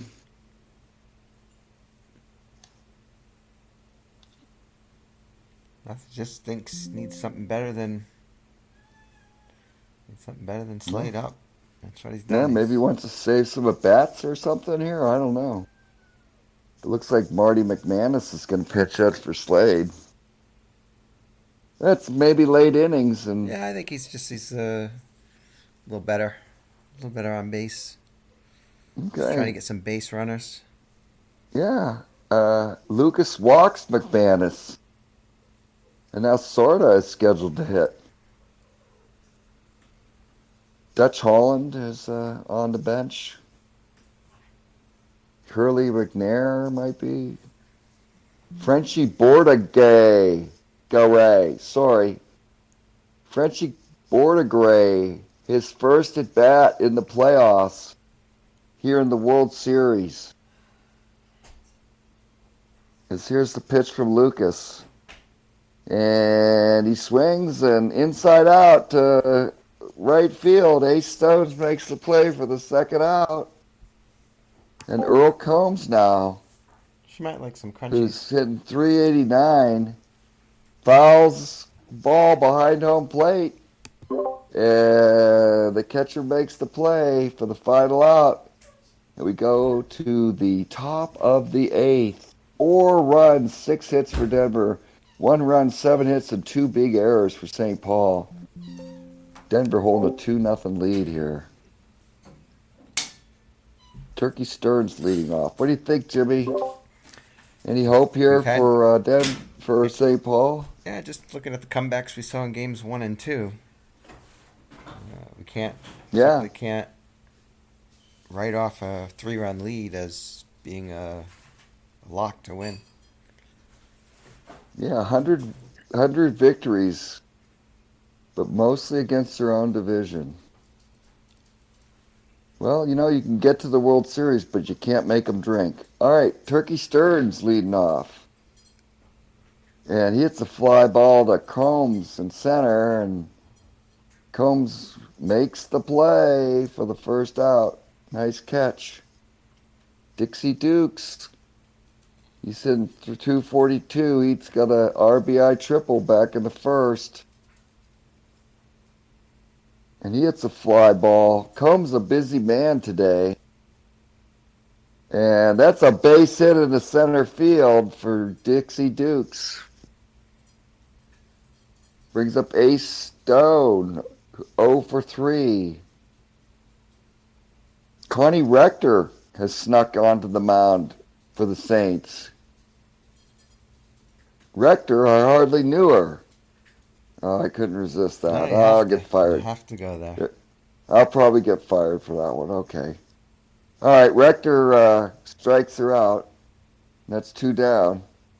Here's Harlan Cliff with a drive to left, and what a catch by Chuck Klein as he came running in to grab it.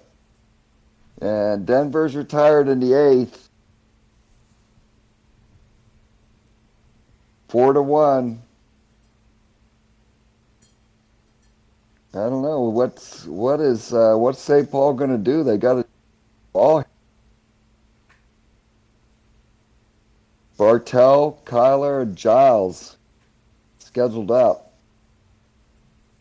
Boy, I tell you, they look like wolf beaters against the poor Bishapoos. But against the Dingers, this Denver pitching staff is good enough, don't you think, Jimmy? They've been good. Yeah. Kind of amazing, these starters. Okay, Dick Bartell hits a foul ball on the third side. Cliff on his horse, runs it down for the first time. And Kai Kyler, 1 for 3. It's a ground ball past Bankhead into for a base hit. Didn't we have in 1949 a pitcher go on a great run for the whole postseason? Someone Fox or Wood or somebody? For which team? Do you remember? Might have been Saints. The Saints. Oh, 49. You mean pitching or hitting wise? Pitching. There was one pitcher that Well, kept. Pedro Martinez was dominant in the 1997 No, season. there was somebody that was. It was 49 that won a bunch of games, a lot of complete games, and overachieved. Just really showed up. Pitched nothing like what their regular season looked like. I just can't think what it was. I thought it was somebody Fox or Wood, one syllable short name. Unfortunately, I don't have the software to tell you. I wish I did. Well, computers in 1934 are a little weak. They're just good enough to watch the baseball game and maybe get some stats, but you can't look into the past like you can on some Windows machines. Yeah, All right, just 2 some outs here in glass the here. 8th. Yeah, I don't know, 2 outs in the 8th. St. Paul has got Rick Farrell scheduled to hit against Ed Wells, the left-hander now. Wells is 1-0. I guess he got the win in game 1, Ed Wells. I'm not sure. But he's only pitched 2 innings. He got 1 win and no losses. Gave up 2 hits and a walk and struck out 1. And he's on here trying to shut the door in the 8th. As Dutch Holland is brought in to face the left-hander. Dangerous Dutch Holland, who hit 483 as a pinch hitter this year. But now Denver's countering with their bullpen. They're looking at maybe bringing in Mahaffey.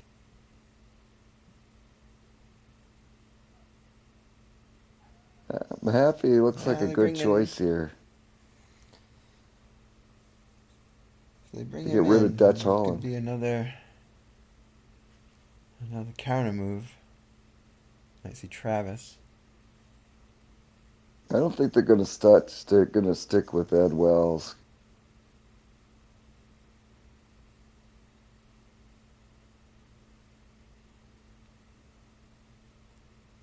Boy, I could use a beer right now. How about you, Jimmy? I've been staring out at that left center field wall and that Texas steak. Oh yeah. All right, it's going to be Dutch Holland against the left-hander, and he hits a ground ball to Buddy Wells.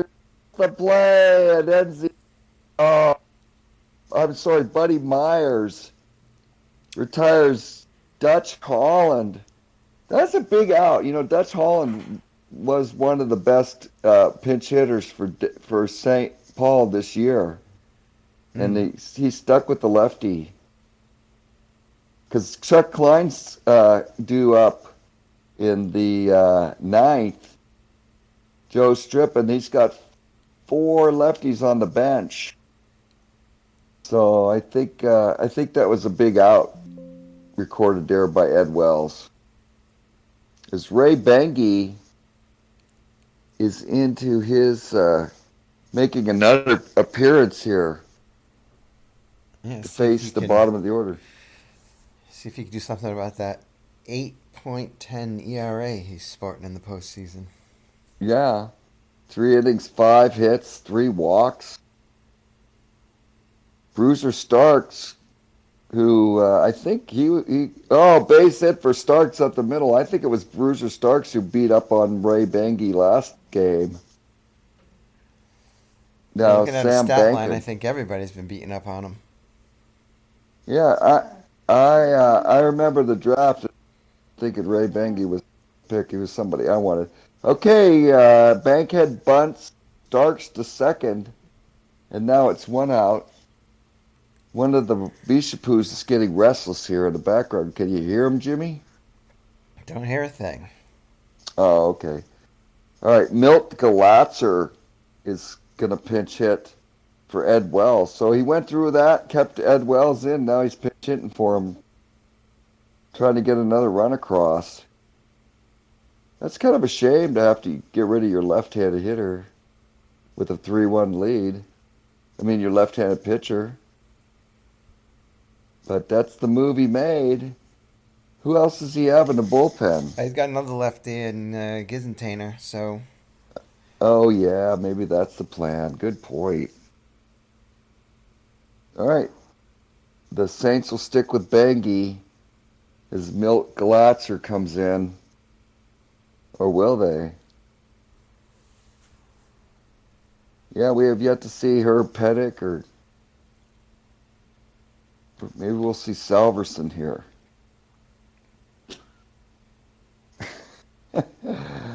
Oh, goodness me. 4 runs, 8 hits, no errors for Denver, or 1 run, 8 hits, 2 errors for St. Paul. Yeah, a lot of thinking going on here. yeah, if only they had computers to give them the info they were looking for. Someday. All right, Stats at your Salverson it fingertips. is. Maybe in your Salverson pocket. Salverson's he is yet to pitch get an out here in the playoffs, and he has a walk. So he came in one of the games and walked somebody, and that for him. Okay, well then Sleepy Lewis is going to pinch it for Galatzer. Galatson. As he's intentionally walked. And now Buddy Myers, who's 2 for 4 with a run scored, is being called upon to try to put Denver further ahead. And he hits a fly ball. Earls Combs under it for the second out. And here's Roy Johnson. Johnson's got a couple errors so far in this series, but Denver's gotten away with it. He's 0 for 4. He's hitting 154. Roy Johnson's having a tough series so far. Yeah, he had the yips in that first part of the series, but he's tightened it up out there defensively. Yeah, Tony Cuccinello. I'll never forget Tony Cuccinello hitting that grand slam against Preston to bring them back in game, I think it was game 5. But Preston ended up winning that game. Still, that was a big come from behind home run for Cuccinella. That was a huge struggle, that 7-game series against Fighting Wall. Yeah, you faced the Walleyes and they defeated you there, Jimmy. How do you think you would have done against the Dingers? Um, well, had a winning record against them, had a losing record against the Walleye, so maybe that trend would have followed. Wow, Can't so know. close in We'll that never one. know. Yeah, this game could be a heartbreaker. Herb Pennick coming in to pitch against Cuccinella, and their field looks Combs will get it. Yeah, he runs it down, and then side's retired in the ninth. Is the Denver Dingers up 2 games to none here? Winter Challenge League 34 World Series. Trying to hold on to take a 3 games to none lead against the St. Paul Saints, winners of the White Division. I think winning that World Series game really helping the Dingers, don't you think there, Jimmy? That's the All-Star game. Oh yeah. Um, You know, as a commissioner and also a manager in this, take the All-Star game pretty seriously. But we have fun playing it, and it's a great experience for everybody, and it has an impact on the World Series. So I think it's got a lot. It's a pretty rich game there for everybody, don't you think? I think it I'm is. fishing I think fishing for compliments here. it's tough to find the balance between having fun and you get to a certain point around the 5th or 6th inning and winning becomes Yeah. the spirit of the game. It starts out as fun, but you can't get through the full game without the competitive spirit being brought out in Yeah. everyone. Yeah, and that's what makes it exciting, I think. And I think this league does a great job both having fun and having very competitive play. And there was almost fisticuffs over MVP. Do you remember who won the MVP? It was Turkey I, Stearns, wasn't it? was it? Was it? Yeah, he had the 2-run homer early in the game, Oh, that's right. and Yeah, and he then was league MVP. and then All right, Willie Gessentator with a save and a 13.50 ERA coming in to try to put an end to it here as Cecil Travis leads off with a base hit for St. Paul. Joe Strip 0 for 3 against the left-hander walks. We've come to expect this, haven't we? All right, Marty McManus now with runners on first and second. this is the cardiac closer, so we do expect it. Yeah, he's got 2 innings pitched, 5 hits, 2 walks, and a strikeout. He's given up 2 home runs in the playoffs so far. In basically 2 appearances, he's given up 2 home runs. So this is where, St. Paul's they're not dead here, not at all. They need to win this. So It's all hands we're going on to see deck some here. thinking. Okay. Marty McManus. And, the manager comes out to talk to Willie. Willie was part of the Twickle 27 Bishapoos. And he was a rough ride even back then. So, I don't know. I was kind of surprised to see him come through, be such an important part of this team. He was 3-6 this year with 22 saves. Yeah, they look like they Okay. rolled with him, and whatever they get is what they get. I okay. So it looks like Hurley McNair is going to bat with Travis at second and Strip. So the tying run at the plate, the left-hander. Here's the pitch, and it's a fly ball out to right field. A Stone, he's got it. Travis might tag up and head for third. And he'll hold at second base. I think that's a wise move. I Man, mean, you need the batter to score. If the batter yeah, scores, Travis will score. right. Earl Combs now. He's 1 for 4, and he hits a fly ball deep into the right center field gap, and Stone and Ernst can't get it.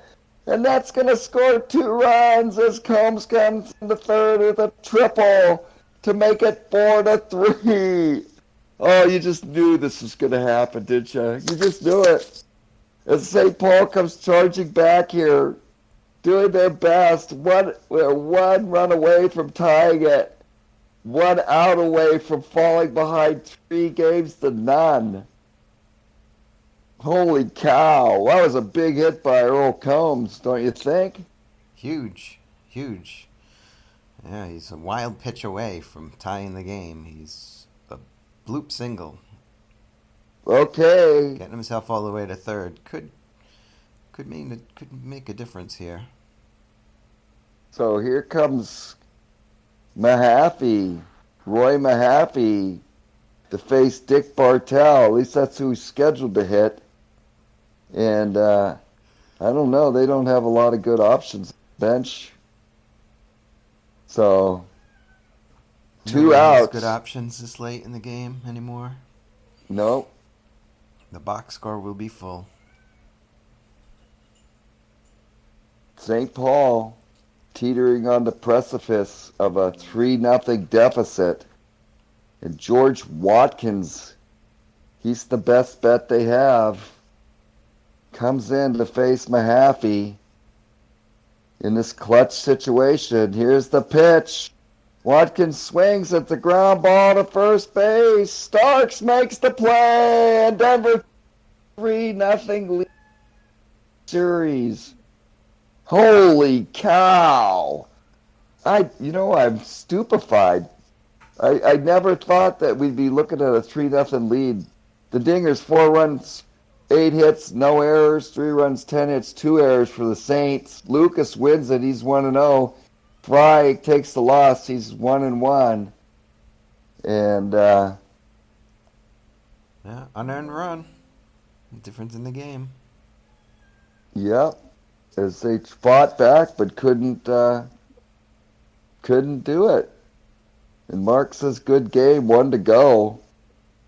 Yeah, Could be. and Wayne must be celebrating this so far, but he's been here before. But it's pretty rare that you see a sweep in the Winter Challenge League playoffs. It's gonna be a tough one. You already get sweep. You're gonna have to do it again to Satchel Paige, and he was ERA under 2 at home. Yeah, and in the playoffs, he's got ERA under 1. Hold on for dear life, says Wayne. Yeah, I'm not sure where his Well, ERA is at this point because he was on the mound, oh yeah, he got beat up in that 9th inning, didn't he? so he might be over 1, but not much over it. Well, you got to face it. Beating Satchel Paige is a huge, huge win for any team in these playoffs. I know Pittsburgh couldn't do it. He beat Pittsburgh twice. But the Saints matched up very well against the Bishopoos. They beat them 15 out of 18 meetings. 15 out of 18. How many times do you dominate a team like that in the Winter Challenge League? Not very often. Well, if it's Hibbing against Manchester, then it could be. Well, Hibbing really did a number when Manchester was in Providence. They just couldn't stop the offense out of Hibbing at all. That's when they were the Red Pandas. That's right. And And what do you remember the record though? I know in '49 it was like two. I had like two wins against them. You know what? You can make up anything you want. Oh, I know People I can't can, check. but Yeah, that's what I do. I just make stuff up when I have to. when Daisy Dukes is watching this in the late '70s and hears us lying, I'm gonna. Yeah, well, I'll be long gone by then. Hey, Jim, you want to take over to Mike for a little bit? The old man's got to visit Sure. the loo. Yeah. We'll see You what we you get got to here. you get to do some play by play, Maybe. We'll see what happens. maybe. Okay, well, have fun. I'll be back.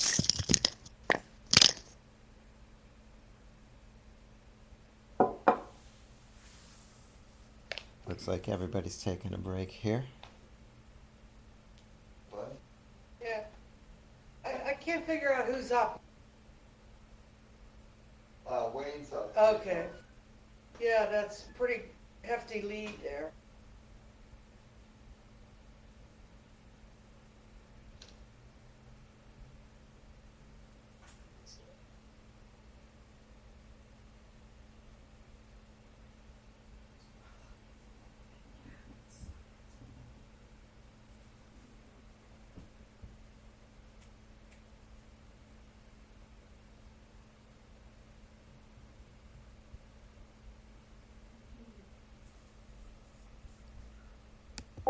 Yes?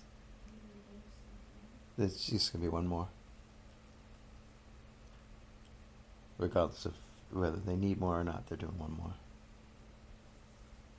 Ready? Ask.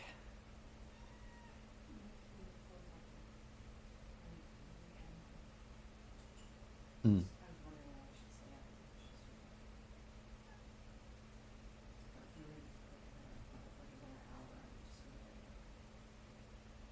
Um,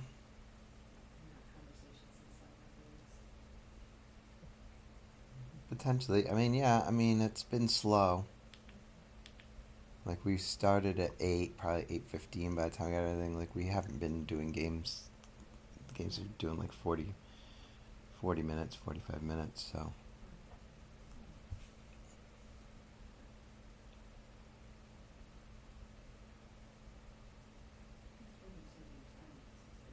I thought we were starting at 7, and then I logged in at 7 and no one was around, and then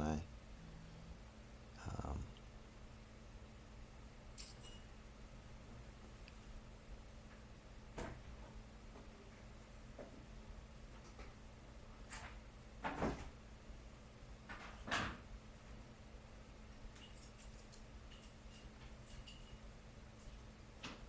In case you didn't notice, I took her out.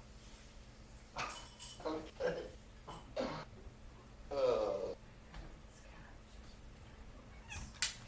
Oh, she's such a good dog. Yeah.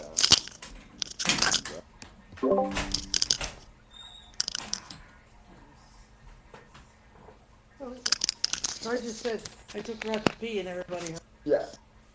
You have the plug in.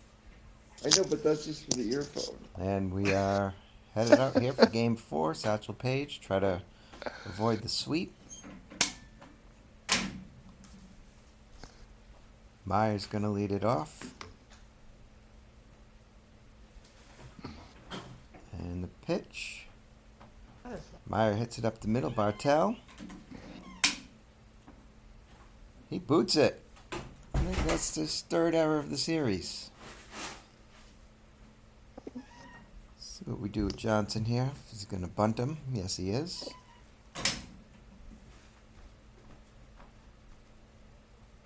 Two base error. Satchel Paige, second and third. Nobody out. Turkey Stearns is up.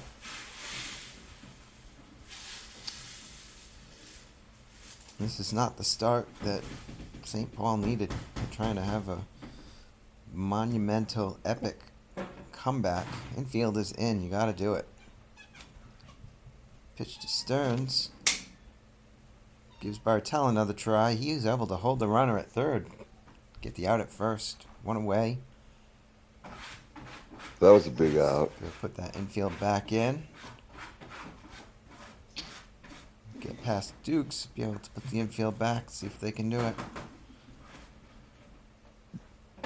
Dukes hit by the pitch, and he is going to be out. He's done for the Wow. day. Wow. So you're going to see the backup catcher, Lewis, is going to come in, and that's it. He's stuck there in the middle of the lineup for the rest of the game. No way to pull him. Wow. Satchel Paige maybe knew what he was doing when he nailed Dixie Dukes. Yeah, he paid a little now for an advantage later. It's the hit by pitch gambit. Loads the bases with one out.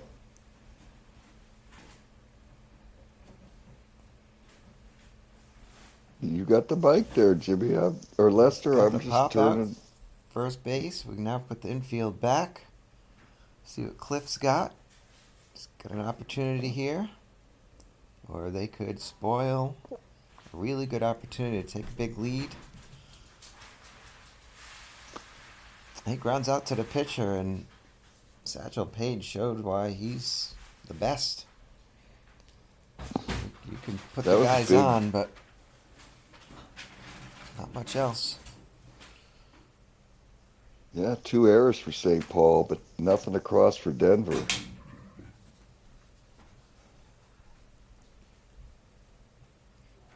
And Kai Kyler leads off with a base on balls. He's got a little bit of speed.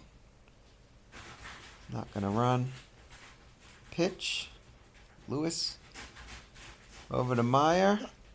Oh, holding the run. He just couldn't get there. It's the second time we've seen holding runners hurt the fielders. First and third, nobody out. Giles. See if Meyer can get another test here. Picks it up. He throws it away. He shouldn't have done it. It was an infield single. He should have just let him have it, but tried too hard. He's not having a good inning. Second and Kyler third. scored from third. Oh, sorry, I missed that. I was so focused on the defense. We've got a lead for St. Paul. And we'll see if that one run is enough for Satchel Paige this time, or if he's going to need 4. Klein puts it into right field. Bartell will score. Giles. They send Giles. They're going to throw. Did he get the cutoff man? No. Through to the plate. Giles scores 3-0. St. Paul, first inning. This is the kind of inning Denver had all the opportunity to put up for themselves and squandered it. All right, Farrell Wow. into right. We've got a chance here. Let's see if they'll send the slow-footed Klein. They will not. They're going to take their chances with. Joe. With Strip. I think I might have tested Johnson out there and his crazy arm. Try to get under his skin, get him nerve-wracked.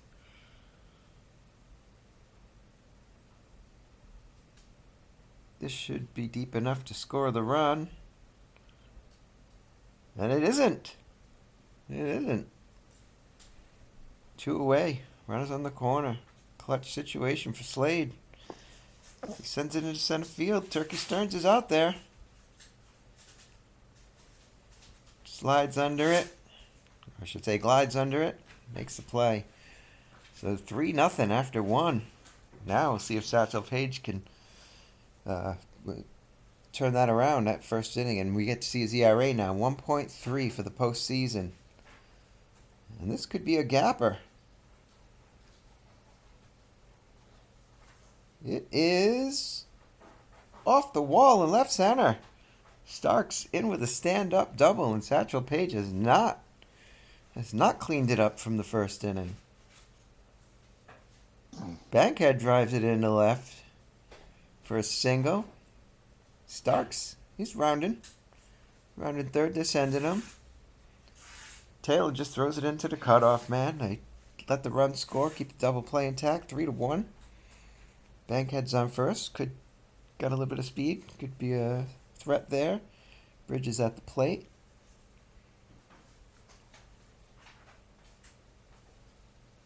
Bridges lays down the bunt. Sacrifice. Weren't able to get any chaos there. The fielders are pretty solid for St. Paul on those bunts. Meyer.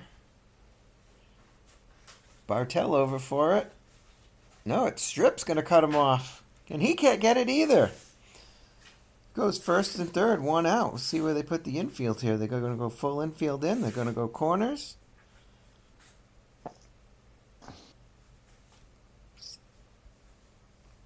And Johnson, he's struggled. They've had him do some bunting. He's batting a .154 in the postseason. 2 RBIs and 39 at bats. They let him swing away. They give him the green light. Hits it over to Giles.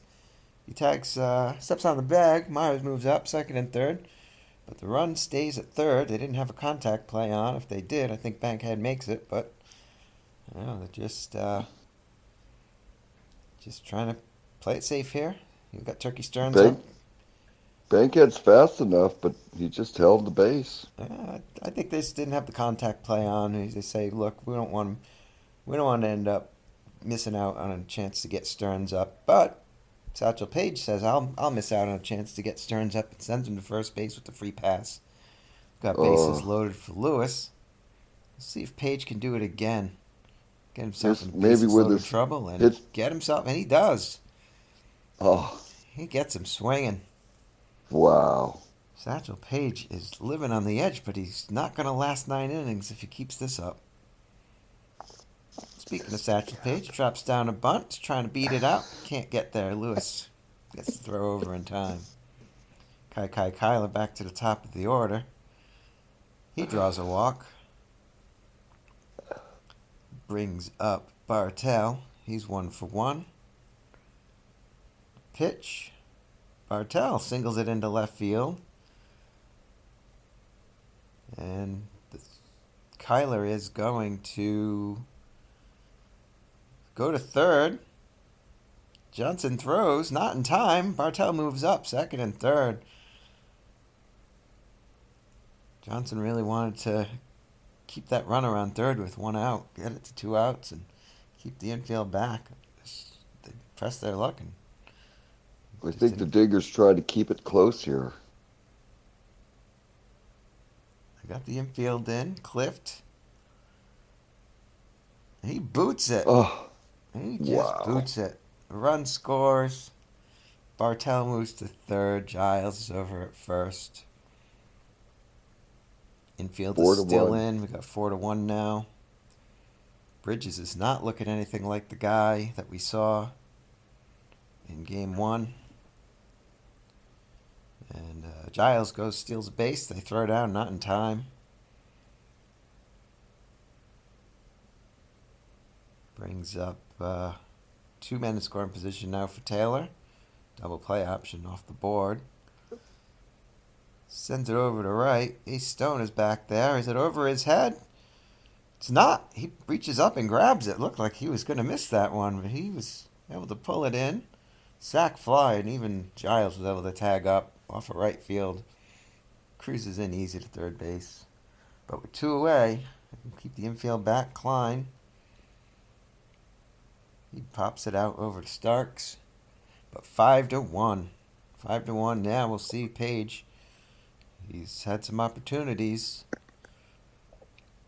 and has been able to overcome. See if he can clean it up and start looking like the true best pitcher in the league that we saw all year out of him. And he's not doing it. Single, lead off Stone. Not much of a threat to steal. Could try it, but probably not. See if Clift is looking to bunt. He isn't. It's right at Bartell. Oh, he got it on the line. I thought that was a short hop, but just the one out. Short hop there could have turned two. Starks with an out. He sends it over to right field. Klein is coming in for it. He's coming in. He gets under it. Now put two away. Page. Got a chance here to not face bases loaded for an inning. See if Bankhead says, I disagree. Bankhead says, I disagree. Bankhead sends it out to Bankhead sends Taylor it and out to left. Taylor Who left, who makes the play. makes the play. Getting some echo. Getting Jim, some you, echo. did Jim, you lose your did you lose headphones? your headphones? Oh, sorry about that. Farrell drops it right in front of the plate. No, a little pop-up foul territory for Lewis. Makes the play easy. Strip. 5-1. Draws the walk. Holding him on. See if we get another single out of Meyer for this held runner. Although at the righty up Slade, you probably. Oh, we might get a hit and run. They're looking and seeing a bunch of signs over there from the third base coach. They send the runner. It's right at Starks. Stay out of the double play. Brings up Page. Not much of a hitter with two outs, but it does get them to the top of the order for next inning. Flies it to Stone, who is able to make the catch. We're going to bring up Bridges.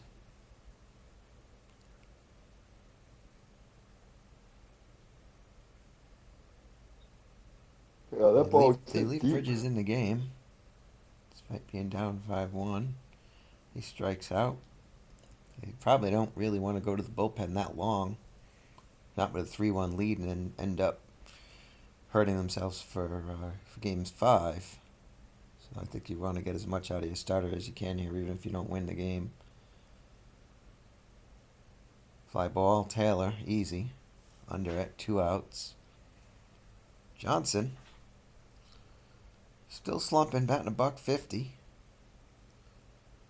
Then another out. He'll be out under 150 now. Ends the inning. Satchel Paige took care of business. Bridges. See if he's settling down too. He gets the K. Kyler's out. Well, they KK Kyler. Bankhead it short, easy. Flips it over to Starks. 2 outs in the 4th. Giles, right at Bankhead. Makes the play. Easy throw over there. 5-1. Satchel Paige settled down a little bit. I'm not sure if he's able to still go 9, but might not have to if the offense keeps going the way they are. Turkey Stearns had a ground out and an intentional walk, so pretty quiet for him. Grounds it right back at Page. Underhands it over to Giles. Another easy out. Lewis. He grounds it over to Strip.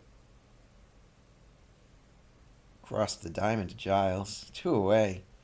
Satchel Paige is now starting to get into the groove. And as soon as I say that, the announcer Jink kicks in. And Stone, Ace Stone, doubles down the right field line. Klein in the corner, picks it up. Throws it into Slade, but not even close. No tag. We've got a clutch at bat here for Clift. He dribbles it over to the right side. Giles, great glove over there. Can he get to it? He does. Passes it over to Page covering a mound, and that double was pretty harmless. Bridges still out there, down 5-1. Gives the leadoff hitter for the inning, Taylor, a walk. Klein, he strikes out. Bridges now up against Farrell. Here's the pitch. It's a walk, first and second now. Strip is up. He's 0 for 1, drawing a walk.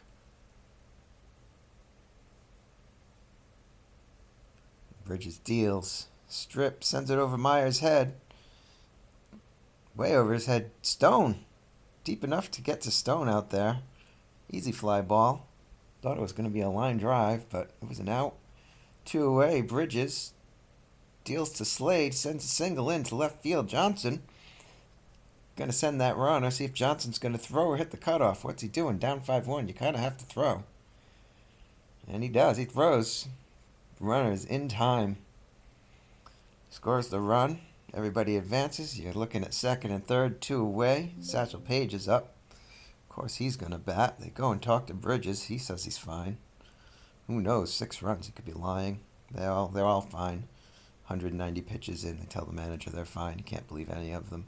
Does get the strikeout, but it's on Page, so it's hard to take too seriously.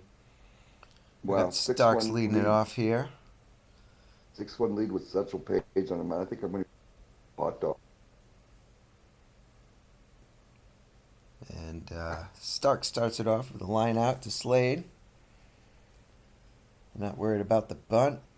Bankhead wants the bunt. They give him to him. The pitch. And he hits him.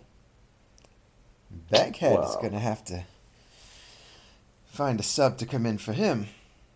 Satchel Paige is he's such a competitor that he could knock players out of the game. That's the beanball. Yeah, It's 1934, there's no such thing as a warning, let alone an ejection. Yeah. Rub some dirt on it and you say thank you. All right, Marshall on first. See if Denver's going to get a chance to put a rally together here and get themselves back into this game. They don't need to get all 5 runs right now, but they've got to get something soon. Yeah, this looks like an uphill climb for them. And they are going to bunt with Bridges. And you understand that the chance of a double play if they let Bridges bat is just way too high. You got to at least say, can we get another run here? Can we do anything? See what Myers got. Man on second in the clutch. Myers lifts it out into the right center field gap. It's deep. It's way back, way back. It's gone. Satchel Paige gives up the homer. It's 6-3. We could have ourselves a ball game here. Satchel Whoa, Paige Buddy just Myers. not keeping it clean. Even in the innings he put up donuts. It was doubles. It was walks. It was base runners. It's just not the guy we expected, especially at home, where his ERA in regular season was around 199. We got a fly ball from Johnson. He's going to hit it off that gigantic center field wall. He does. By the time it comes down and Kyler throws it in, he's with a stand-up triple. Satchel Paige is just not the guy we thought he was today. Turkey Stearns, they're going to let him hit. They've been pitching around him. He drives one into right center field. It's high. It's far. And it's in the cheap seats. It's 6-5. Turkey Stearns. Jeez. We've got a ball game. Now you really know that we're going to be taking a look at some of the St. Paul bullpen. There's no way Satchel Paige is going to be able to go another 3 innings after this. Lewis, he's up the middle with a single. The 2-out Wow. damage continues. Ace Stone. Here, if you're Denver, you just want to keep getting that pitch count up on Paige. Get him out of the game. Once you get him out of the game, your chances of winning go way up. Paige is able to get out of it with a ground ball, second base. And you got to check the defensive. So Marshall came in. He will play shortstop. Pretty similar in defense to his counterpart, so not a huge loss there. Kyler leads it off. Grounds it over to Starks. Starks, he's just been that guy that he can get to a lot of balls, but he kicks a lot of them around, and this was another one of them. Boots that ball, puts Kyler on first with nobody out. Bartell swings away, fouls it out to the catcher, gets under, easy play. We got Giles up now with the man on. Bridges deals, strikes him out. Bridges, for a guy with 121 pitches thrown, he's still looking pretty strong. A little wild there. Gives up the walk to Taylor, goes to first and second. Brings up Klein in the clutch. He's not fazed by it. He'll give you pretty much the same at bat, regardless of the outs, regardless of the pressure. And suddenly these runs matter. At 6-1, didn't feel like they mattered. Suddenly, this is a big deal. He sends it out to Johnson, lines up under it, closes the glove on it, and ends the inning. We're going to see Satchel Paige for the seventh. He's at 108 pitches. He was up in the 130s or 140s last game. So he could still have something left in the tank. Cliff over 3. 107 in the postseason. Not really much of a player. Hasn't done much on offense. It's been pretty rough on defense at third base. And he flies out here to Taylor, unless Taylor's going to drop this one. He holds on to it. That's one away. Satchel Paige looking to go 1, 2, 3 for once. Starks 1 for 3 with a double. Paige deals. Starks sends it over to Strip. Strip grabs it. Crossed the timing for the out. 2 away. Satchel Paige looking for a 1, 2, 3. Keep himself open for finishing this out. And he gets the swing and a miss. Strikeout swinging Paige. 1, 2, 3 inning. And we look at it getting to the bottom of the lineup here, and we wonder if anybody gets on. They might take a look at Paige and see if he's going to need to come out. Leadoff hitter there flies out to Stearns. Lazy fly, easy out. Bridges, another one out to Stearns, but drops down. Single for Strip. Ricky Stearns didn't really have a chance on that. Brings up Slade. We've seen this hit and run sign before. I'm stealing signs here. He puts it in play right at Marshall. Even with the hit and run on, he's able to get it over to Meyer in time for the out. I'm going to talk to Bridges. Bridges, he's still saying he's not tired, which I think at 250 pitches he'd still say, I'll just throw with my left hand. He doesn't care. He's not coming out. And he gets a strikeout to end it, so you got a couple of clean innings there, or a couple of frames anywhere from each pitcher. Putting the corners in here. Paige doesn't want to see that bunt from Bridges. We'll see if needing a run, you got to question how Denver wants to play this. And you got a pretty weak hitter up, but you got a pretty weak bullpen, so you want to swing away, try to get somebody to boot a ball for you if you can actually make contact.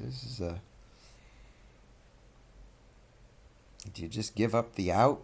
That's your payment. You take a step back here to try to take 2 forward in the bottom of the frame. The pitcher being able to go back out there. That's what they did. And easy ground ball over to Strip, which is pretty much you're expecting Bridges to do.